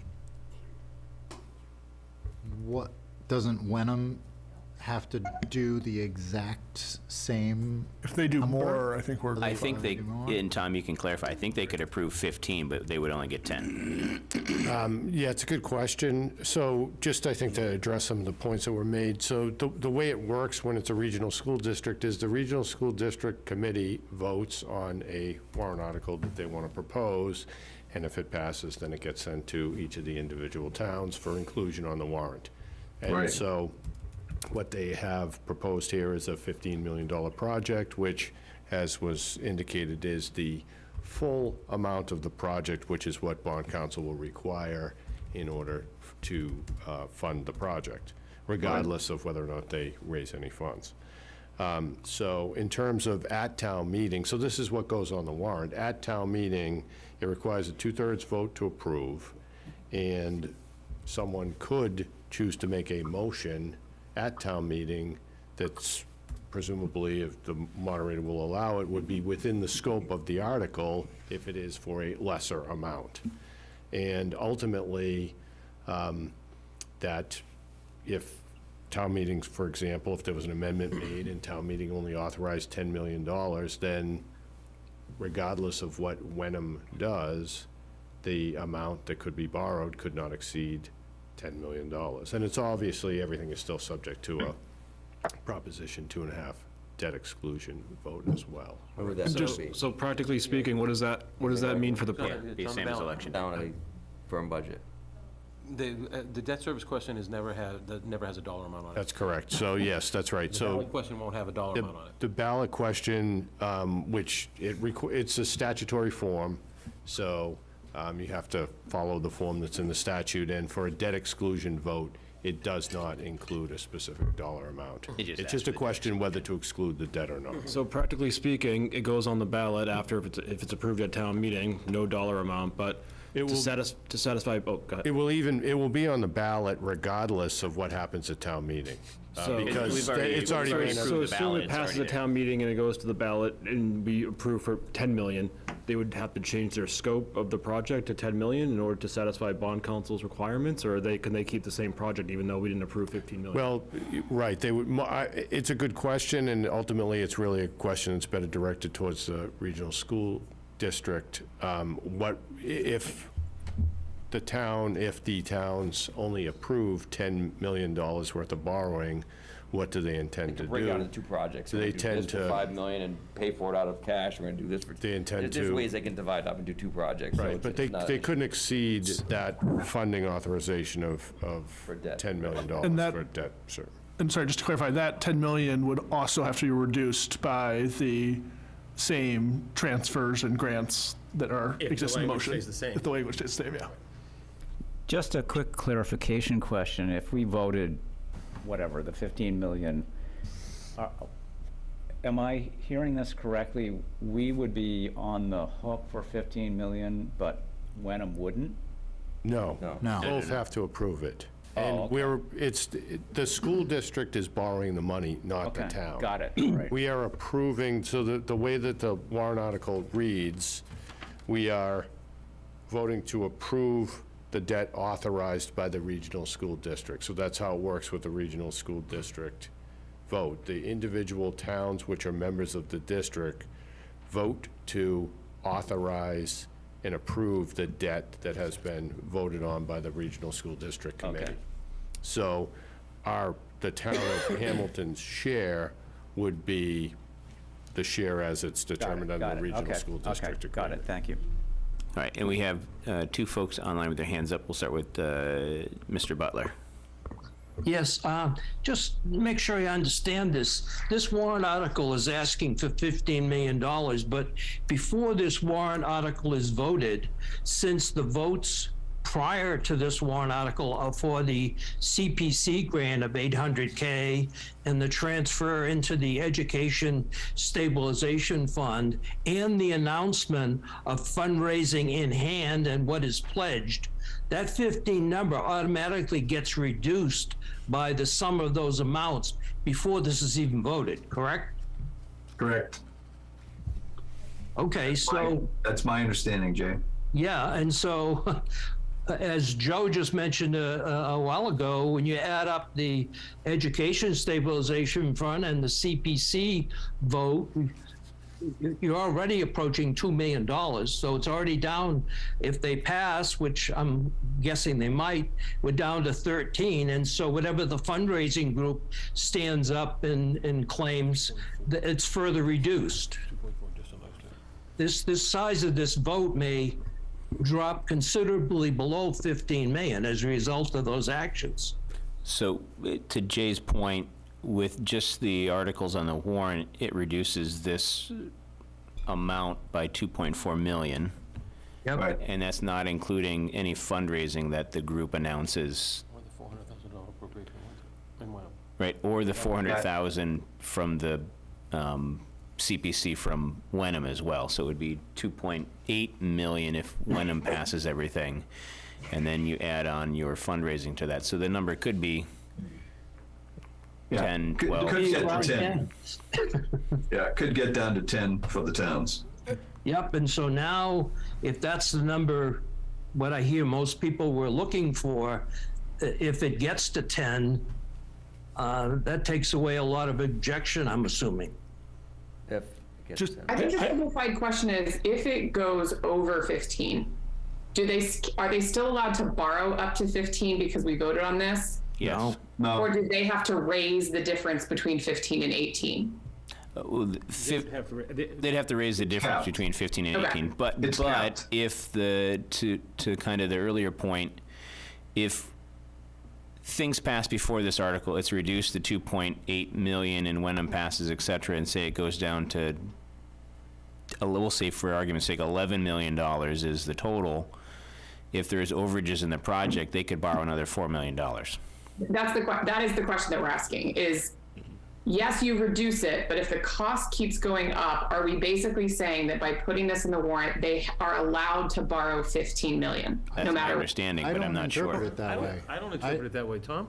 I don't, It's probably a better question for bond counsel, but the way the language reads as it's set forth in the current version of the warrant article is that the total amount authorized to be expended by the regional school district under the regional school committee bond authorization and this vote shall be reduced by any grants or gifts received for such purposes. Yeah, we'll still be Right, reduced. right, 17 million minus 2 million is still reduced no, by. the bond authorization, No, it's you wouldn't saying be able to- 15 million Reduced, right. minus the grants and gifts. It's, I mean, The it bond is, authorization of 15 million shall be reduced by any grants or gifts. it's not the price, it doesn't say the price of the project minus grants and gifts. It says 15 million minus the grants and gifts. Okay. My question for bond counsel or whoever is, when do we calculate those Right, grants or gifts? that's my thing, right? Is it? Is it town meeting date, It's or is it? obviously at the point that you're getting the bond, but, or before that, right? Right, and that's the problem is, the schools will decide when they're ready to go out to bond. Yeah, you gotta come up to the mic though, Rick. It's, yeah, I mean, it's gone. Can I just ask for clarification? The motion will then have that same language, is that correct? Because as we know, what's in the warrant doesn't matter. The only thing that matters for vote certification is the motion. Right, I'm assuming So that that gets the motion repeated. will be what's printed in the warrant. Terrific, thank you. Right. And before you say something, Heather, did you want to, I saw your hand up. I don't want to forget you before I move on. I just want to say I'm the chair of the CAPCON, and we did not vote on this, but we like the idea of presenting sort of before the meeting as it got rolling, sort of what was the capital expenses as we know them, kind of enhancing what John just put on the screen a few minutes ago. So people have an idea. We're not voting on these things in a silo. that we know that we have water expenses, potential for the town hall, potential for other large expenses. So we recommended that you sort of give the town a snapshot of the capital expenses that are coming up. So when they vote, they're voting with the knowledge of what's in front of them. Are you saying a brief presentation, Heather? I'm saying that, yes, I think we should put it either in the warrant as a page of, these are all our capital expenses. We should have it as an upfront discussion in the meeting. I'm not sure the best way to do it, and I'll leave that to you to decide. But we just thought that that information should be out to voters because people tend to vote in silos. You know, they vote for what's ever in front of them as far as the warrant, and they won't have the knowledge that people that are really looking at all of our expenses over the next 5 years will total up to these very large numbers that John presented 20 minutes ago. And I would say if Mr. Bowler want to entertain your brief presentation, that maybe you just come up as a citizen member of the Capcom and say kind of basically as John McGrath's kind of graphic showed us, a similar kind of a vein. Joe, do you want If you to- decide that's appropriate, we're game to do it. All right. We're going to say something? Well, I think before the town meeting, we'll figure out who wants to make presentations on various things and try and set it up in a, orderly, brief way. So to get back to this article, right, we can't change the language in the article. The only thing we can decide is if we're gonna vote favorably or unfavorable, right? That's it. Or we can make a recommendation on town meeting floor. What we've done in the past, it's usually not the ideal thing, but. And we can't make a recommendation to recommend a $10 million cap in our we can't vote and And make. I guess my thing is, to Jamie's point is, what's the timeline, right? Where's the date stamp on when stuff comes in and when it gets bonded and that kind of stuff? Because that number can change drastically. So to me, and I'm willing to have town council or anybody else argue me off this point, you're gonna have the school department budget voted prior to this, and that budget includes $1.698 million. For the project. For the project. You're gonna have the you're gonna have the Community Preservation Committee's $800,000 voted. So. That's 2.5. So by the time you vote that, you already know that this number is gonna be reduced by those two votes. Right. You also have a pending vote from the town of Wenham on another $400,000. Okay. And then you have whatever the fundraisers tell you that they have at the meeting. That amount, when you vote this, you can feel reasonably certain that amount's gonna come off of what the bonding gets, so, the bonding that gets done. Right. You're not at $10 million, but if you change the number up there from 15 million to 10 million, and then still include that vote shall be reduced by, then you're gonna reduce the size of the project. Right. By doing it that way. Is it very clear that the 1.7 million counts as a grant or a gift? Well, that's a fair point. I didn't think about that. Yeah. 'Cause No, put it in- Eric has counted that as part of the fundraising. Transferring E&D into it. They only assess us an amount. They don't specifically spend that. I intended to directly ask that of Eric at our meeting, and he satisfactorily answered me that it would be counted Yeah. at our FinCom meeting. That the E&D piece. I think we would ask be- them the question and point out, do the math right there in town meeting. So your debt's gonna be 12.1 less what you raise. Because if it's 12.1, we're talking 10 to, you're talking, we're arguing over a few $100,000. By the time you split up between us and Wenham and take our $600,000 we've already got in the bank, that was gonna pay down this anyways, right? Right, because we're gonna probably pay on the bond. You're talking a couple $100,000. I mean, it's not, that's what I'm saying, it's not, as long as we get some in record, Eric to commit to certain things, I feel a little bit better about it, but I don't feel good just saying, that's why I don't like this vote, like 15 million, I'm in favor of it. There's gotta be like a caveat, I'm in favor of 15 Right. minus 5. Minus 5. Yeah, so I don't know if we can put that in there. Why can't we, it's our warrant, why can't we put it in the summary? We can put it in the summary. Why can't we put it in the Put in there that Put it in like one the summary. borrowing amount cannot exceed 11 and a half, like, Why can't we because put that that's what we're talking over, right? Is like, how much are we authorizing ourselves to go into debt for?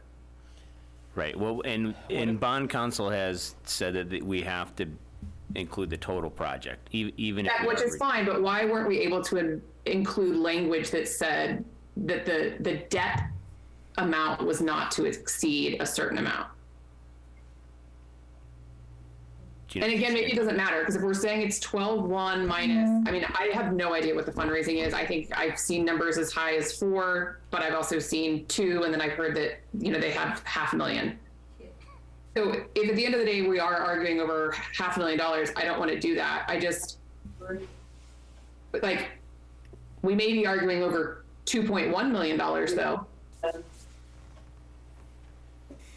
So the article as that was voted by the regional school district that was presented for inclusion in the warrant is for a $15 million project. My understanding is that bond counsel had indicated, which is common, that the authorization needs to include the full project cost. And there's That I understand, but why aren't we allowed to say how much of that we're willing to borrow? Because then you would be authorizing less money, essentially. Oh, my God. And right. then what would happen? Well, No, but seriously. again, I'm not taking a policy position on this, I'm just from a legal No, perspective. no, I get it, I get it, I get it. Bond counsel requires, and which is just generally the way it works anyways, is there has to be an authorization. We can't change the for 15 million. project. No. We're talking about 15 million's on there, we have to have it on there. So you can vote it down if you want to vote it down. We can't change the 15 million tonight. Can't do it. It's not our language, it's the school board's language. They voted on it, they get to put it on the warrant. No, I What get you're it. saying is absolutely right, but we can't. I The get discussion that. doesn't go anywhere because we can't change, we'd like to. Yeah. We'd all like to, we can't. No, I Can't get change the that, 15 I million. get that, but the Board of Selectmen and others need to know what it is they're going to say at town meeting to make this ball of wax that's totally unexplainable. We can't even understand it. You guys have been talking about it for weeks, and FinCom certainly has a better handle on it. So you've got to figure out what the message is, or what the number is that you're going to do. And the thing that gets me here is... Okay, thanks, Rick. Thanks, Caroline. The point is, bond counsel is requiring us to agree to borrow the full amount. That's exactly what they're saying. Right. Well, And that's only because the school committee voted to authorize a $15 million project. Right, that's because the school committee is driving this. That's what their bond counsel... It's a school department project. That's who drives the project. We can't drive it. That's fine, and I understand, I'm not, Vote it down. and I'm not even, Vote like, it down. That's all. I don't want that's the to only thing you can do. continue to Vote kick it down. that horse. I just was having a hard time understanding what the checks and balances were for this, not then meaning that if they decide not to raise any money, that we're then borrowing 12.1 as opposed to 10, or whatever that number was. That this sort of leaves that open, that like, we say we're borrowing 15, there's some mixed numbers about how much they're gonna raise versus not raise. Right. And if they raise $100,000, then we're going to borrow 12 million. If they raise $2.1 million, we're going to raise 10. And are we okay with that chasm? Right. And I guess we think it's okay for them to borrow up to $12.1 million for this project, right? That's the question on the table. that's the question right now, right? Because we don't know the like, fundraising. and if we think yes, it's a good, based on this and based on the articles that will pass before this, are we saying we think it's a good idea to say we approve the school borrowing $12.1 million for this project? That's the question I'm asking. Is that fine? Is that the most that they can borrow under this, and is that okay? That's our understanding is that if the vote, the motion is structured the way the article is, the amount of borrowing will be reduced by whatever they get in grants and gifts. Right, which is $12.1 million. So it becomes a $12 million question, not a $15 million question. That's literally what I'm asking. That's what we're saying. Are we okay with authorizing the school to borrow $12.1 million? But this is inherently unclear, as Jamie said. There's no time definition for the verb received. But we already know what we have received to date. We're guaranteed $2.9 million. Right, if things pass. If everything passes, we're guaranteed 2.9. So this is only asking if we as a group think it's okay for us to go into an additional $12.1 million debt, right? I understand that. What I'm attempting to say is the language here, cobbled together, I gather, by lawyers shouting at each other, maybe it cannot be understood by a layperson. Yeah, but I'll do exactly. I think Carolyn's got it right, though. 8 million, yeah. Minus I think 6,000. that the select board needs to vote either up or down what they're gonna back. Right, and I just want to chime in there. I'm sorry, may I just, I apologize. If the language of a warrant article is unclear, both in terms of what's being said and how it is to be implemented, is that a fault that then goes to not voting on this by town meeting?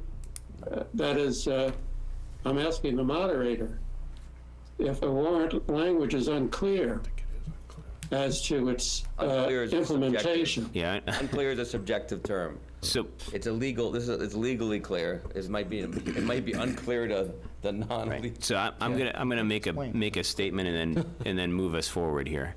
So if all the articles previous to this pass, and we have zero fundraising, we'll just throw that out right now. And the 2/3 from the Hamilton share minus the 600,000, gonna be $7.4 million will be the total bond for Hamilton. Correct. That's be our responsibility to the project. Just want to make that clear. Yeah, that's correct, Matt. Okay, so we're looking at 7.4 reduced by private fundraising, which could be, I would hope it would be more than $1 million, but then we're down to 6.4, but it may be 2 million. They say they have 750 pledged. Okay, so we'll say were conservative, okay. we'll say $1 million by We're the time you okay. shovel the ground. Once we were talking about between the $6 and $7 million mark, that's where we thought we would be. So we're at about $6.5 million if there's only $1 million worth of It's just that the fundraising. language is not the way we want it to be written, which is what Dave Wanger said too. But And I think that what we need to do is, we need to, put it in. when this comes up, we need the state Yeah, Hamilton share with the 2/3 get Eric to agree. and get the fundraising number in there as well, and then talk about the bottom line that is the whatever million dollars. Because that $15 million is a scary number, Yes. right? So I think we need to be very clear about that and say, since this has passed, and in Wenham, we would receive another 400,000. So, I make a motion to not vote on favorable and unfavorable action tonight, because there's too many unanswered questions for me. And And make Well- a recommendation before a town meeting. I'm not ready to make a recommendation. There's too many things I want to find out about timing, what we can actually put in here under brief summary. Why can't we put that whole thing we just talked about in the brief summary? Why just go to the printer, Joe? Tomorrow. Nothing that's in the brief summary is, it doesn't affect anything. The only thing that's gonna matter is the vote on the floor and the outcome of that vote on the floor. So anything you put in the brief summary. I don't think the doesn't brief- hold yeah, the any- br- yeah. Doesn't hold any water. It holds a description of what position we're at as a select board, the position that we're only asking for $6 whatever million, even though it says 15. Our interpretation of the 15 is not really 15, it's whatever we just came up with. That's a summary to me. Brief summary is to interpret to the people voting what it really means, right? And what the impact of it is. Okay. We talk about tax rate, we talk about borrowing, I think it's, but when does it go to the printer? Next Monday, the 13th. I might have to have a meeting in between. Really? Yep. Unless you want to do it right now, the brief summary.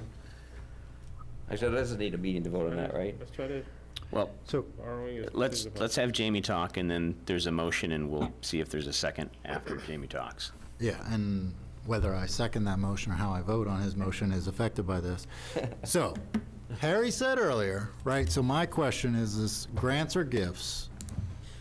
Is the 1.6 or whatever that Yes. the school committee, So is there- that a grant or gift? Harry said Eric Tracy answered that satisfactorily, but I guess How do it you? doesn't sound like a grant or a gift to me if it's Yeah. like a budgetary. I agree. a lot. That's my concern as well, and just the fact that Eric Tracy said yes doesn't hold any weight. I mean, we need language that's in the warrant that says that it's gonna be appropriated that way. Yeah, I just agree. because- Even if someone says E&D it on the transfer floor, isn't really a grant and I or a can get up and gift. say it's a grant or not a grant, and people can believe me or not believe me, it's not gonna hold any weight. Like setting up a stabilization fund. Yeah, exactly. I agree too, that's one of the other questions I had out of that, to make sure Right. that falls into the gifts or grants. Right, so Find out if the that's timing of- unclear, as it appears to be to some people, then Right, I it's unclear, agree, yeah. then I second Bill's motion that we not vote on Until we it. find the answer out to that. Tonight, And the or we- timing of or the- we- And the timing of the fundraising. Okay, so motion, second to, We don't have to really vote, we just don't vote. we just, Table. we have You're gonna to, put something in, you wanna make a motion on the town meeting floor? yeah, make a motion at the town meeting, or, Well, Make a recommendation. make a recommendation, sorry, not make a motion. So, let's put this one to bed for the moment, but let's, just so we're all on the same page, we're looking at grant slash Gift gift, slash transfer. right, and that's the 1.6. Yes. From E&D. And then Jamie Timing. had a question on timing, like when are we talking, like, bond rate, fundraising, all Right. that stuff, timing for funds? And was there another one? What was the I just other wanna one? make sure the cap, like, this is a $50 million capped project, like, how do we cap the project? It's capped at 15. What if they have a separate project to do the, I mean, I'm just saying, like, you always divide it up into two, like, there's always a workaround, right? Oh, we can't do the snack shack on this project, we can do a different project for the snack shack, and do that from our 1.6. You know, it's like one project. You're talking about the change order kind of a It's- thing? Yeah, it's like one project, one cap, right? Okay. I don't know, but it's just a discussion, it's worth having a discussion. I like that idea though, because any overage, it has to be fundraised.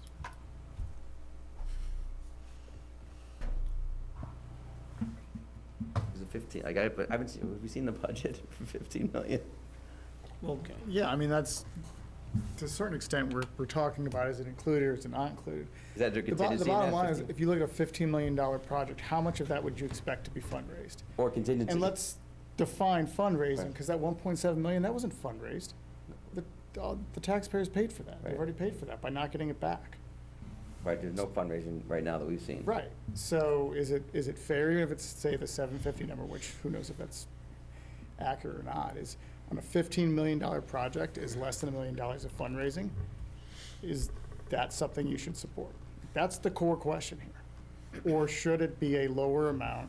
And if they want the full 15 million, they've got to fundraise it. Right, I think that's a really valid point. If we're talking about a $15 million project and there's less than $1 million of fundraising, Right. that doesn't seem like there's much support in the community for it.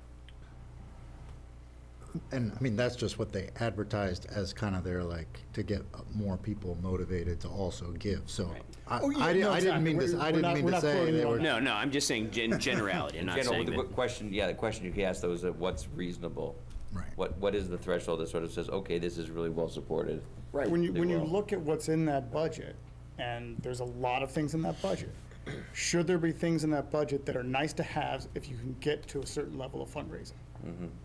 And that personally is the sort of position that I'm taking, is that, yes, facilities need to be upgraded, especially the athletic fields. But there's a whole laundry list of things in that, and some of them potentially are just luxury items for our town. And if we can do private fundraising, that can pay for this. Right, I know in other communities, things have been kind of à la carte. Right. Do you want the press box? Yeah, Right. private fundraise for the press box. How important We is did the that? turf, Yep. you do the press box. We did the this, you do the added whatever. Right. You know, there's a threshold. How do we, solve the field situation so our students can play on the home fields? Like, that's number one priority. But then you go from there. I think that's the issue, the crux issue.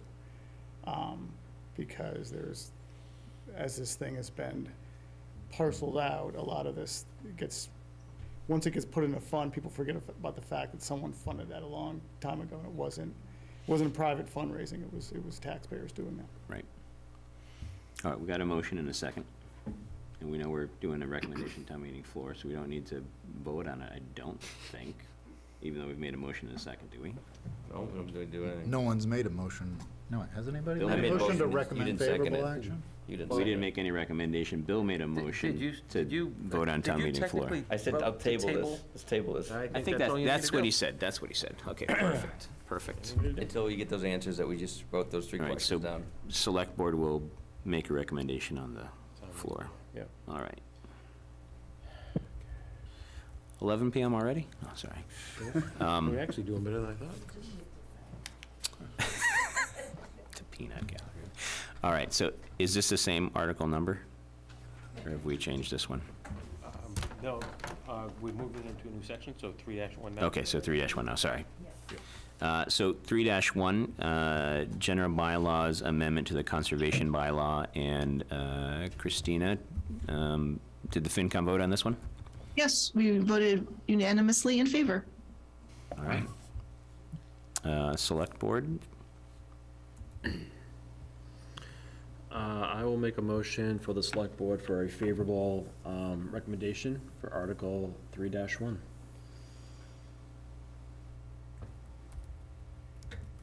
second by anybody? Second it. All right, second by Bill. Discussion?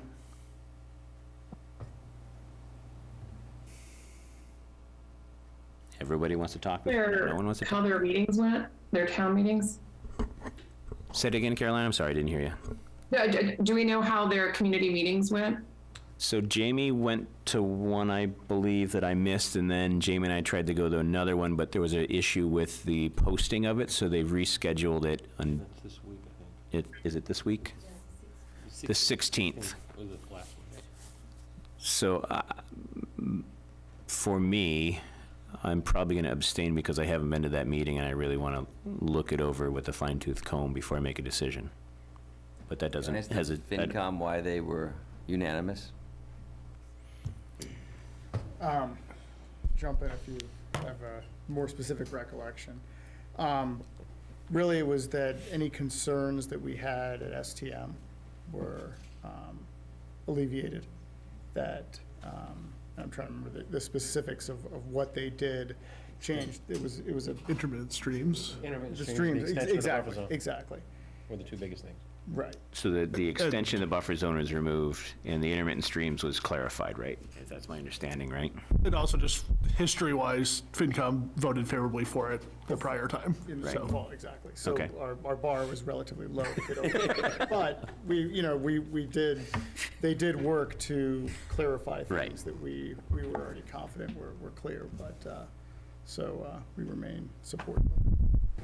All And right. I also went to the meeting Jamie and I attended, and I know a big focus of the first, at least the first half of the meeting, they did like a focus just on vernal pools and a discussion, but that Brian and Lauren did get into a little bit of the details of the bylaw, and I, again, did alleviate some of the concerns that were raised at town meeting around the upland stream, or the perennial streams, and the extension of the buffer zone, sort of, highlighted that this is, as we anticipated, sort of the first phase of just capturing what was in the regulations into the bylaws and sort of just, codifying all of that in the bylaw, and that there really wasn't expanding the jurisdiction. And I've taken a look at it. I've been involved in the meetings, and I felt comfortable with it. And there's some language in there that I was discussing with Lauren, even though the meeting was canceled, that some information about GMOs and stuff like that that I don't know if really applies to Hamilton. It was taken from another town's language, and I don't know if it quite works for us at the moment, but Rick? Just a quick question, because I haven't been at those meetings, but the buffer area they had expended to 200 feet, did they rescind that back to 100 feet?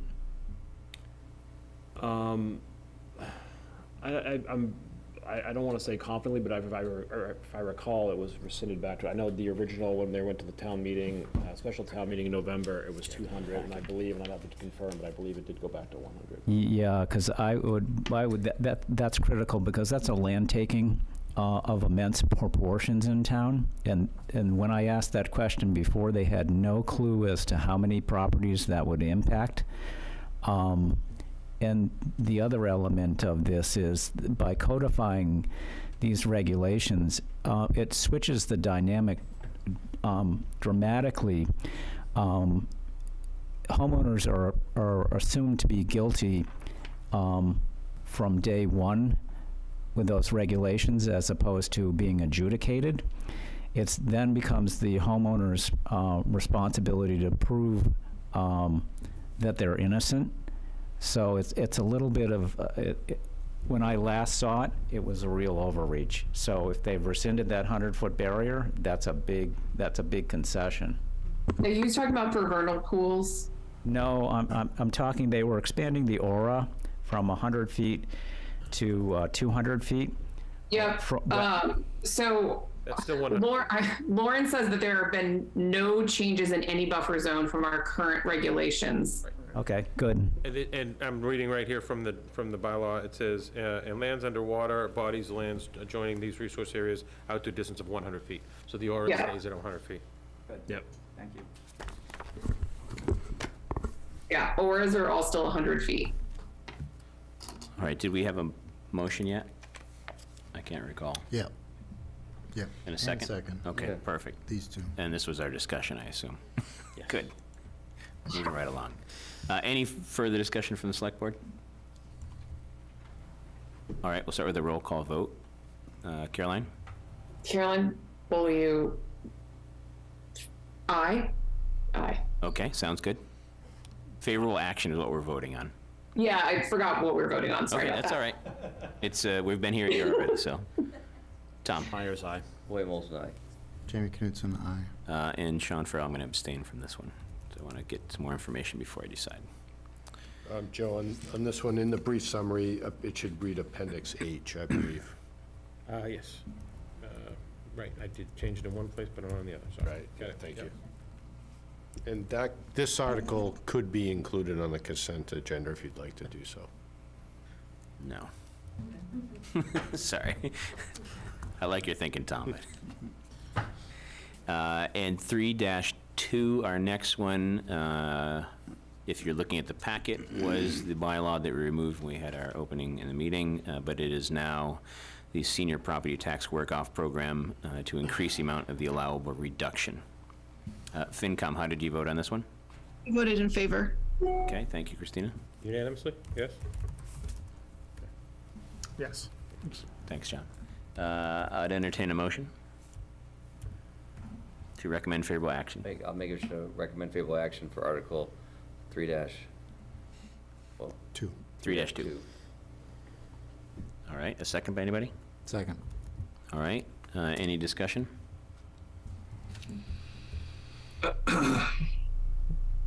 All right, roll call vote, Caroline? Caroline Beaulieu, aye. Tom Myers, aye. William Olson, aye. Jamie Knutson, aye. Sean Farrell, aye. This one could be included on the consent agenda as well, if you'd like. I do like. Joe loves. 1, 2, 3, 4, 5, 6. All right, and our last article is our citizens petition, conservation restriction on parcel south area of patent gift. How did the FinCom rule on this one? We voted unanimously to recommend unfavorable action on this one. All right, thank you, Christina.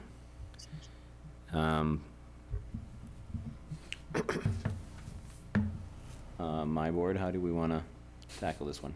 I make a motion to recommend unfavorable action for Article 3-3. All right, a second? Second. All right, any discussion?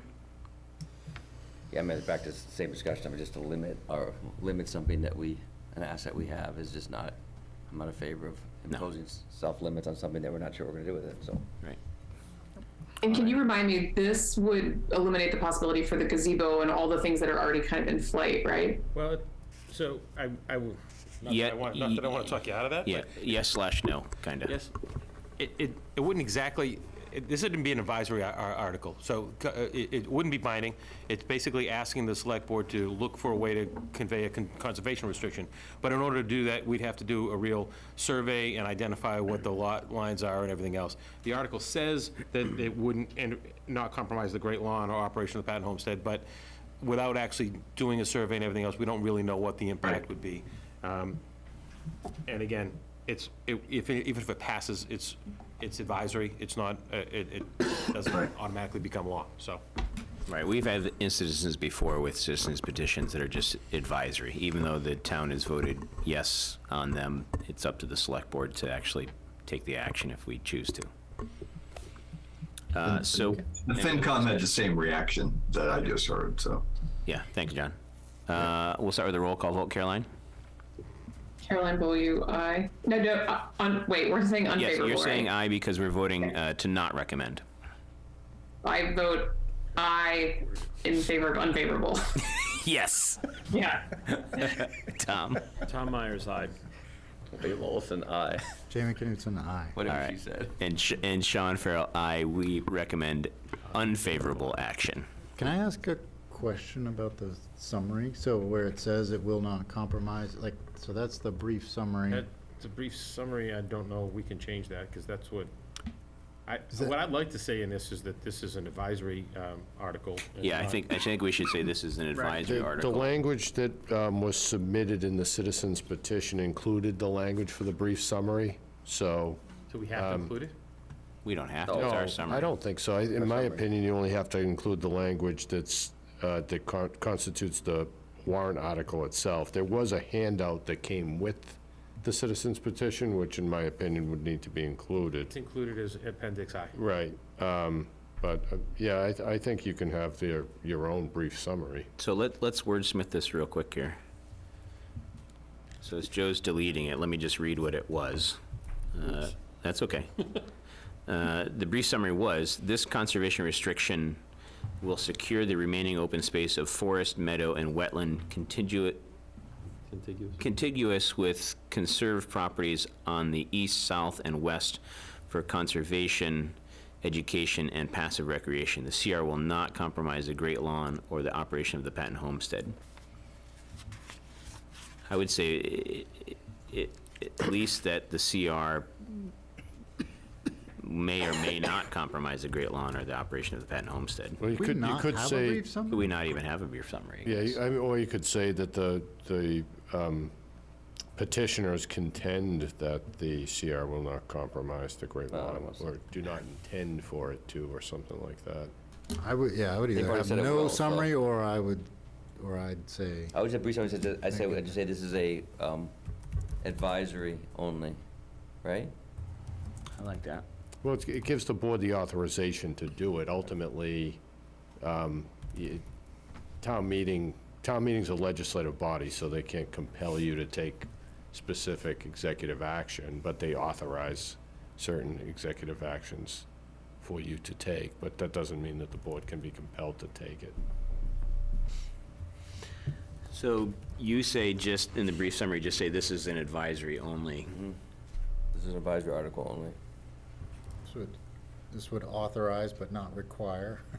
Right, yeah, I would use that language Advise, as opposed to advisory, because it really, Yeah, yeah. it's different than an advisory. that. Like So this- it's not really a referendum article. Right. It gives the board the authorization to take this action.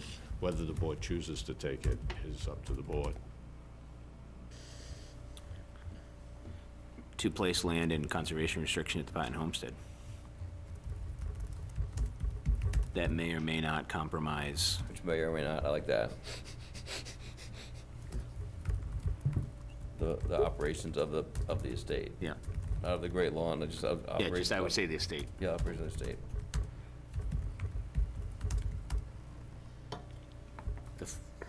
The operation, The operation, yeah. the Great Lawn or Great Lawn. I would say the estate, Yeah, I would just say this, the Patton estate. Pat estate. And you get to, somebody to define where the Great Lawn ends and where it starts. So everybody give, when Joe spell checks himself there. If there's anything we want to change or add, please. Could I suggest, instead of saying authorize, recommend, to me, when I hear authorize, that is that it did actually do something positive. You are, you can't authorize something that you're already authorized to do. Right, right. True. Right, that's a good point, Bill. This would recommend but not require the select board to place land into conservation restriction at the Patton Homestead which may or may not compromise the operation of the Patton estate. Should we be consistent, call it the homestead in both places? Yeah. Yeah. Yeah. All right, anything No. change or add? 2 Ts in the first pack. 2 Ts and where? First patent. And we should not put this in the consent agenda. No, we won't put this one on the consent agenda. All right, so I made my list of consent. I got, You want me to go up to 1-3 and Yes. go through those? with Yeah, so everybody? I had possible, and I think that my numbers are right, but I could be off, so. you go to the table of contents on page 5. Have you changed the table yet? No, but we'll do it together right now. Mostly I did. I didn't So buy I had 2-1, Right, the let me get there. compensation classification table. 2-6, water enterprise. 4, capital expenditures. You didn't, that was made No. eligible, but Oh. Tom said it was possible, but you didn't, nobody said that they wanted that there. Right, in order for the capital expenditure article to be included, we would have to revise the article considerably to identify the You gotta specific put all dollar the amount, funding sources funding and all source the for each monies in it, so project. it just seemed too much Right, yep. to rewrite everything. So sorry, so 2-1, 2-6, water enterprise budget, 2-7, Yep. financial actions, 2-8, the HDC, 2-9, OPEB, 2-11, the stabilization. No. No, the revolving fund, sorry, it hasn't been changed to, at least my version yet, sorry. And 2-12, which was the CPA, just the kind of housekeeping for bond payments and administration stuff. And then 3-2, the Senior tax work. senior tax one. Yep, I thank you. agree. Yeah. Anybody have anything else? Not 210, the stabilization fund, did you say that? That was a 2/3 vote. Oh, so it's it- two-thirds. That's a 2/3, so Not to include we it. left it. Got it. Otherwise, then we have to make everything else Yeah, yeah, 2/3, yeah, so. That's right.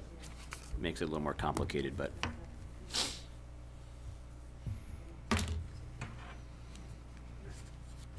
So that reduces things a bit, because I think we're gonna have, if Mr. Mitchell shows up, we'll have quite a debate on the bonding article for the ballot. Yeah, back at lunch. Dinner will be served. That'll be about the time I get up and leave to go to the men's room. All right, So you want me to put, is it the will of the board and the moderator, the boards and the moderator for me to put those articles just referenced by Mr. Farrell, Farrell into the 1-3? I think so, if everyone's fine with That's that. really yes.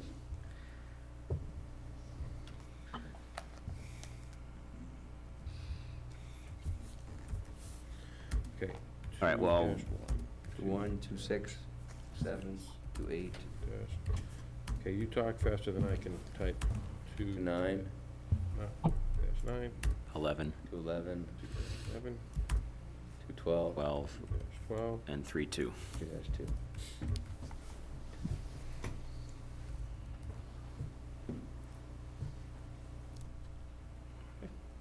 All right. That's all she wrote. I think that's it. That's it. Do we want to sign who's going to move each article? That's tonight. We usually do that when we go We'll do through it the... tonight, yeah. That's usually when it goes to We script. usually do that with the script, Yeah. because we include those Yeah, in the let's script. get the script and then we'll do it. And if FinCom, do you have a meeting before we get that, probably? We do, I mean, I think we're meeting later this week to So- finalize the commentary. And we've done this a few times in the past, so if FinCom meets before us, which is most likely, that if you guys want to kind of hash out, because usually you guys will move all the financial articles, and we have no problem with that. If you want to hash out who's going to do it, and then just let Joe know, or Tom know, or both know. Okay. And then we can put that in the script, and if we disagree with it, which we most likely won't, we'll edit it on the fly. Will someone from the schools make the debt authorization motion? Yeah, we're not gonna get stuck like we did last time with that. Definitely not. We had to make a motion. Yes, Yeah, they're that gonna was make the motion. fakakta. Sorry, my French there. 100%. Yeah. That was a weird last time.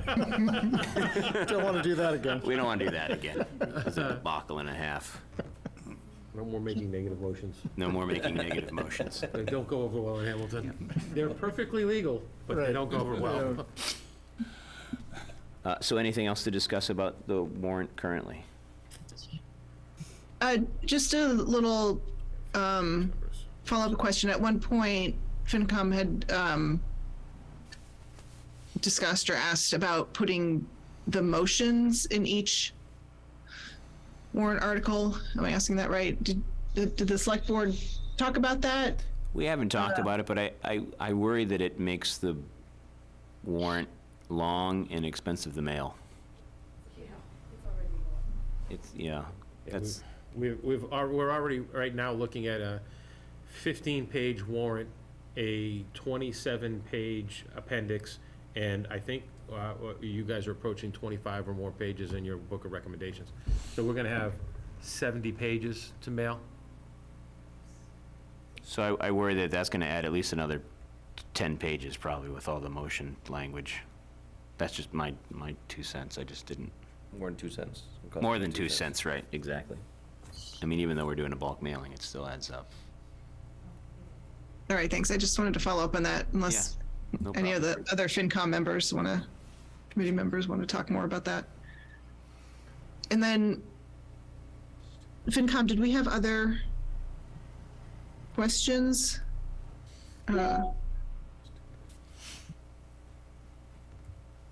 I can't think of any off the top of my head. I'm good. Can I ask, well, before we close, can I ask specifically from the select board permission to just amend this warrant with the CPA vote, or after they vote on Oh, yes. Thursday night? Good. That's the only thing that's not in here right now. I think everything else is, other than Scribner's errors, I think everything else is set. I just Except for want to the make, brief description for the oh, school athletic fields, 2-13.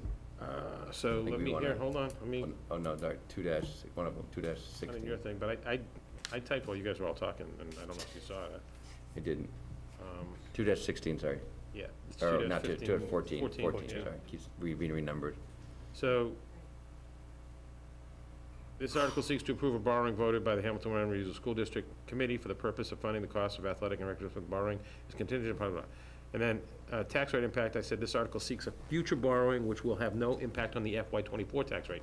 However, future years' tax rate will be dramatically impacted by the amount of the borrowing and the town's allocable share of the school district's debt service. Why can't we say How much is what dramatically? we want to say? Tell me what you want to say. I'm not, The wordsmith, why can't we just actually put out the numbers that it's 15 minus 1.6 minus 800,000, I mean, that the assumption is it's only going to be. So you're saying you want to put, it's tough because if those don't pass, then those numbers don't count. There's going to have to be an if in there. If all related articles pass, At Hamilton and Wenham, the reduction will be, or the total will be. 12.1 million before fundraising. Private. Private Right, fundraising. But isn't that still assuming they're grants? Still assume. Well, we're going to find that out. That's a question we're going to ask Yeah. before Thursday. When this thing goes to print. And we can't change that wording up Well- there for any grants or gifts or in transfers? That's basically the motion that's above it. What, the language in the warrant article itself? yeah. No. It's No. been approved by bond council. That's what was voted by the school district. Yeah. That's what goes on the warrant. Yeah. I mean, That's that's what we fought to get grants and gifts in there, so. Yeah, it doesn't say transfer, it just says grants or gifts. I don't think Can't it's a just grant. scribble in there and E&D transfer? Yeah, can we just, It's definitely not a gift. well, I think we need to reach out to Eric and see, and verify that E&D transfer is counting as a grant or gift. I mean, he can say it does, but we need some kind of legal to tell us. And that may be something that you would include as a motion at town meeting, Yeah. right? A motion to amend the article to include that language, but it's something that certainly would need to be discussed with both the school district and Wenham. May I ask Bill, Bill, if language of a warrant article is unclear, does that affect its viability? Well, it's not subjective if the word received, as it's currently in the warrant article, has no time frame. Yeah, So, received by, you're saying, David? well, I'm suggesting that we don't know the practical impact of that language. That was a point that Jamie raised earlier, and it's of concern to me also. If warrant language is unclear as to what its intended implementation is, how can that be voted on? I mean, you can Well, vote on I any guess I think language. that's a subject for discussion and at town meeting. I don't think I'd be prepared to change the language of the warrant. You can't. On the warrant article that's been approved by the school, voted on by the school committee. If it's unclear, then the voters will make that determination with your help, I guess. You don't have authority, Bill, to rule on that question? I don't think so, no. No, if the school committee's voted the language is the language. I mean, we have maybe this is somewhat analogous. I mean, in the past, town meeting has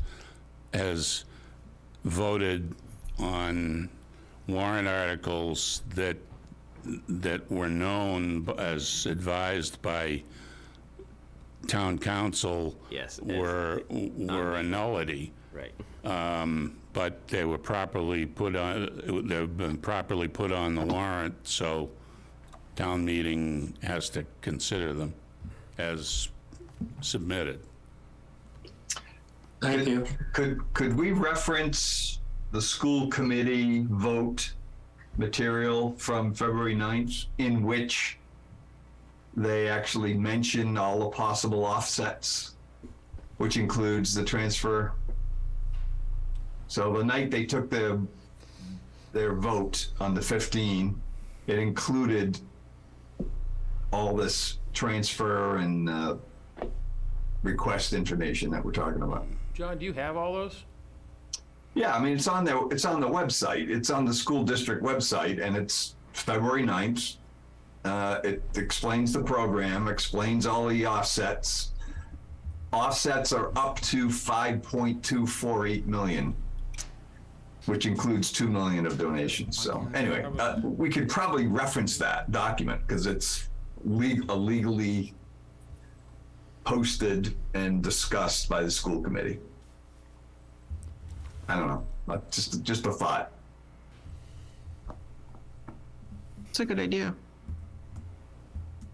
We should. You looking for it, Bill? No, but we could have our own slide.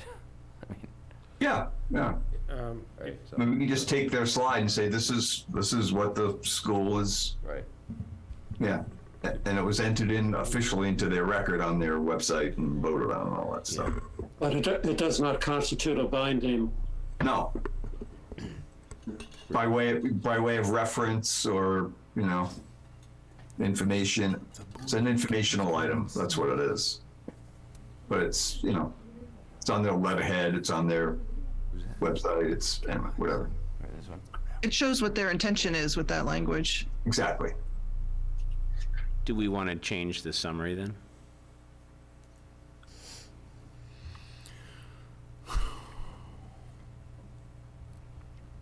That 12.1 assumes a certain time frame. No.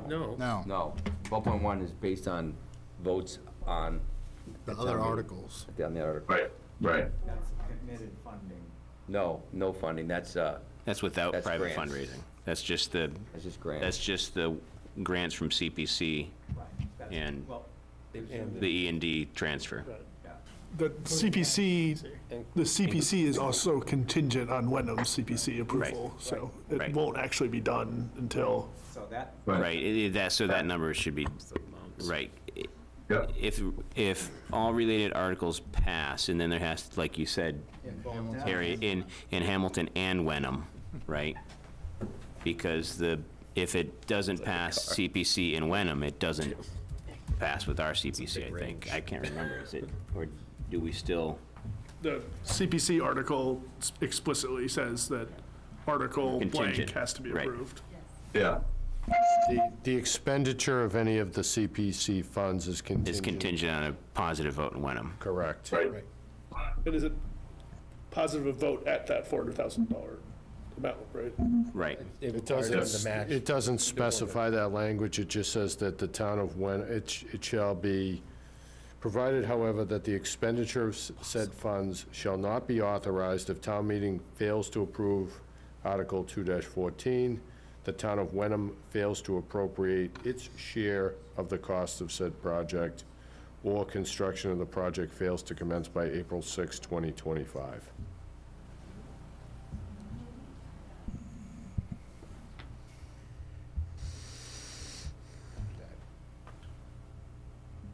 All right.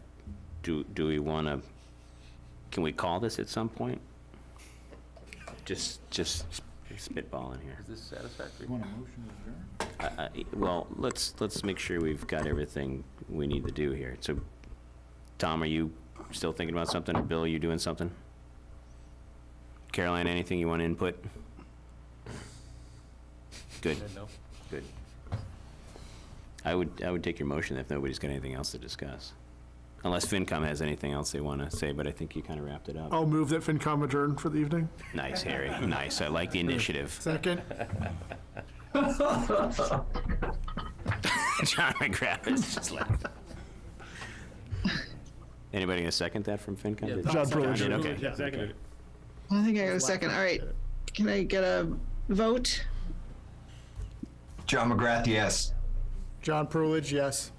Harry Phillip, yes. David. Christina Schenk-Hargrove, yes. So David's there. I can see him. He's on mute. Well, he's in the minority if he wants to keep. I vote absolutely. You can stay on if you want, David. All right, then I would entertain a motion by Jamie to adjourn. Move to adjourn, select board. Second. All right, thank you, Tom. And I'm sure there's no discussion at this point. Caroline? Caroline Beaulieu, aye. Tom Myers, aye. William Moulton, aye. Jamie Knutson, aye. And Sean Farrell, aye. Thank you, everybody. Thank you, FinCom, for joining us, and thanks to all you folks at home if you are watching.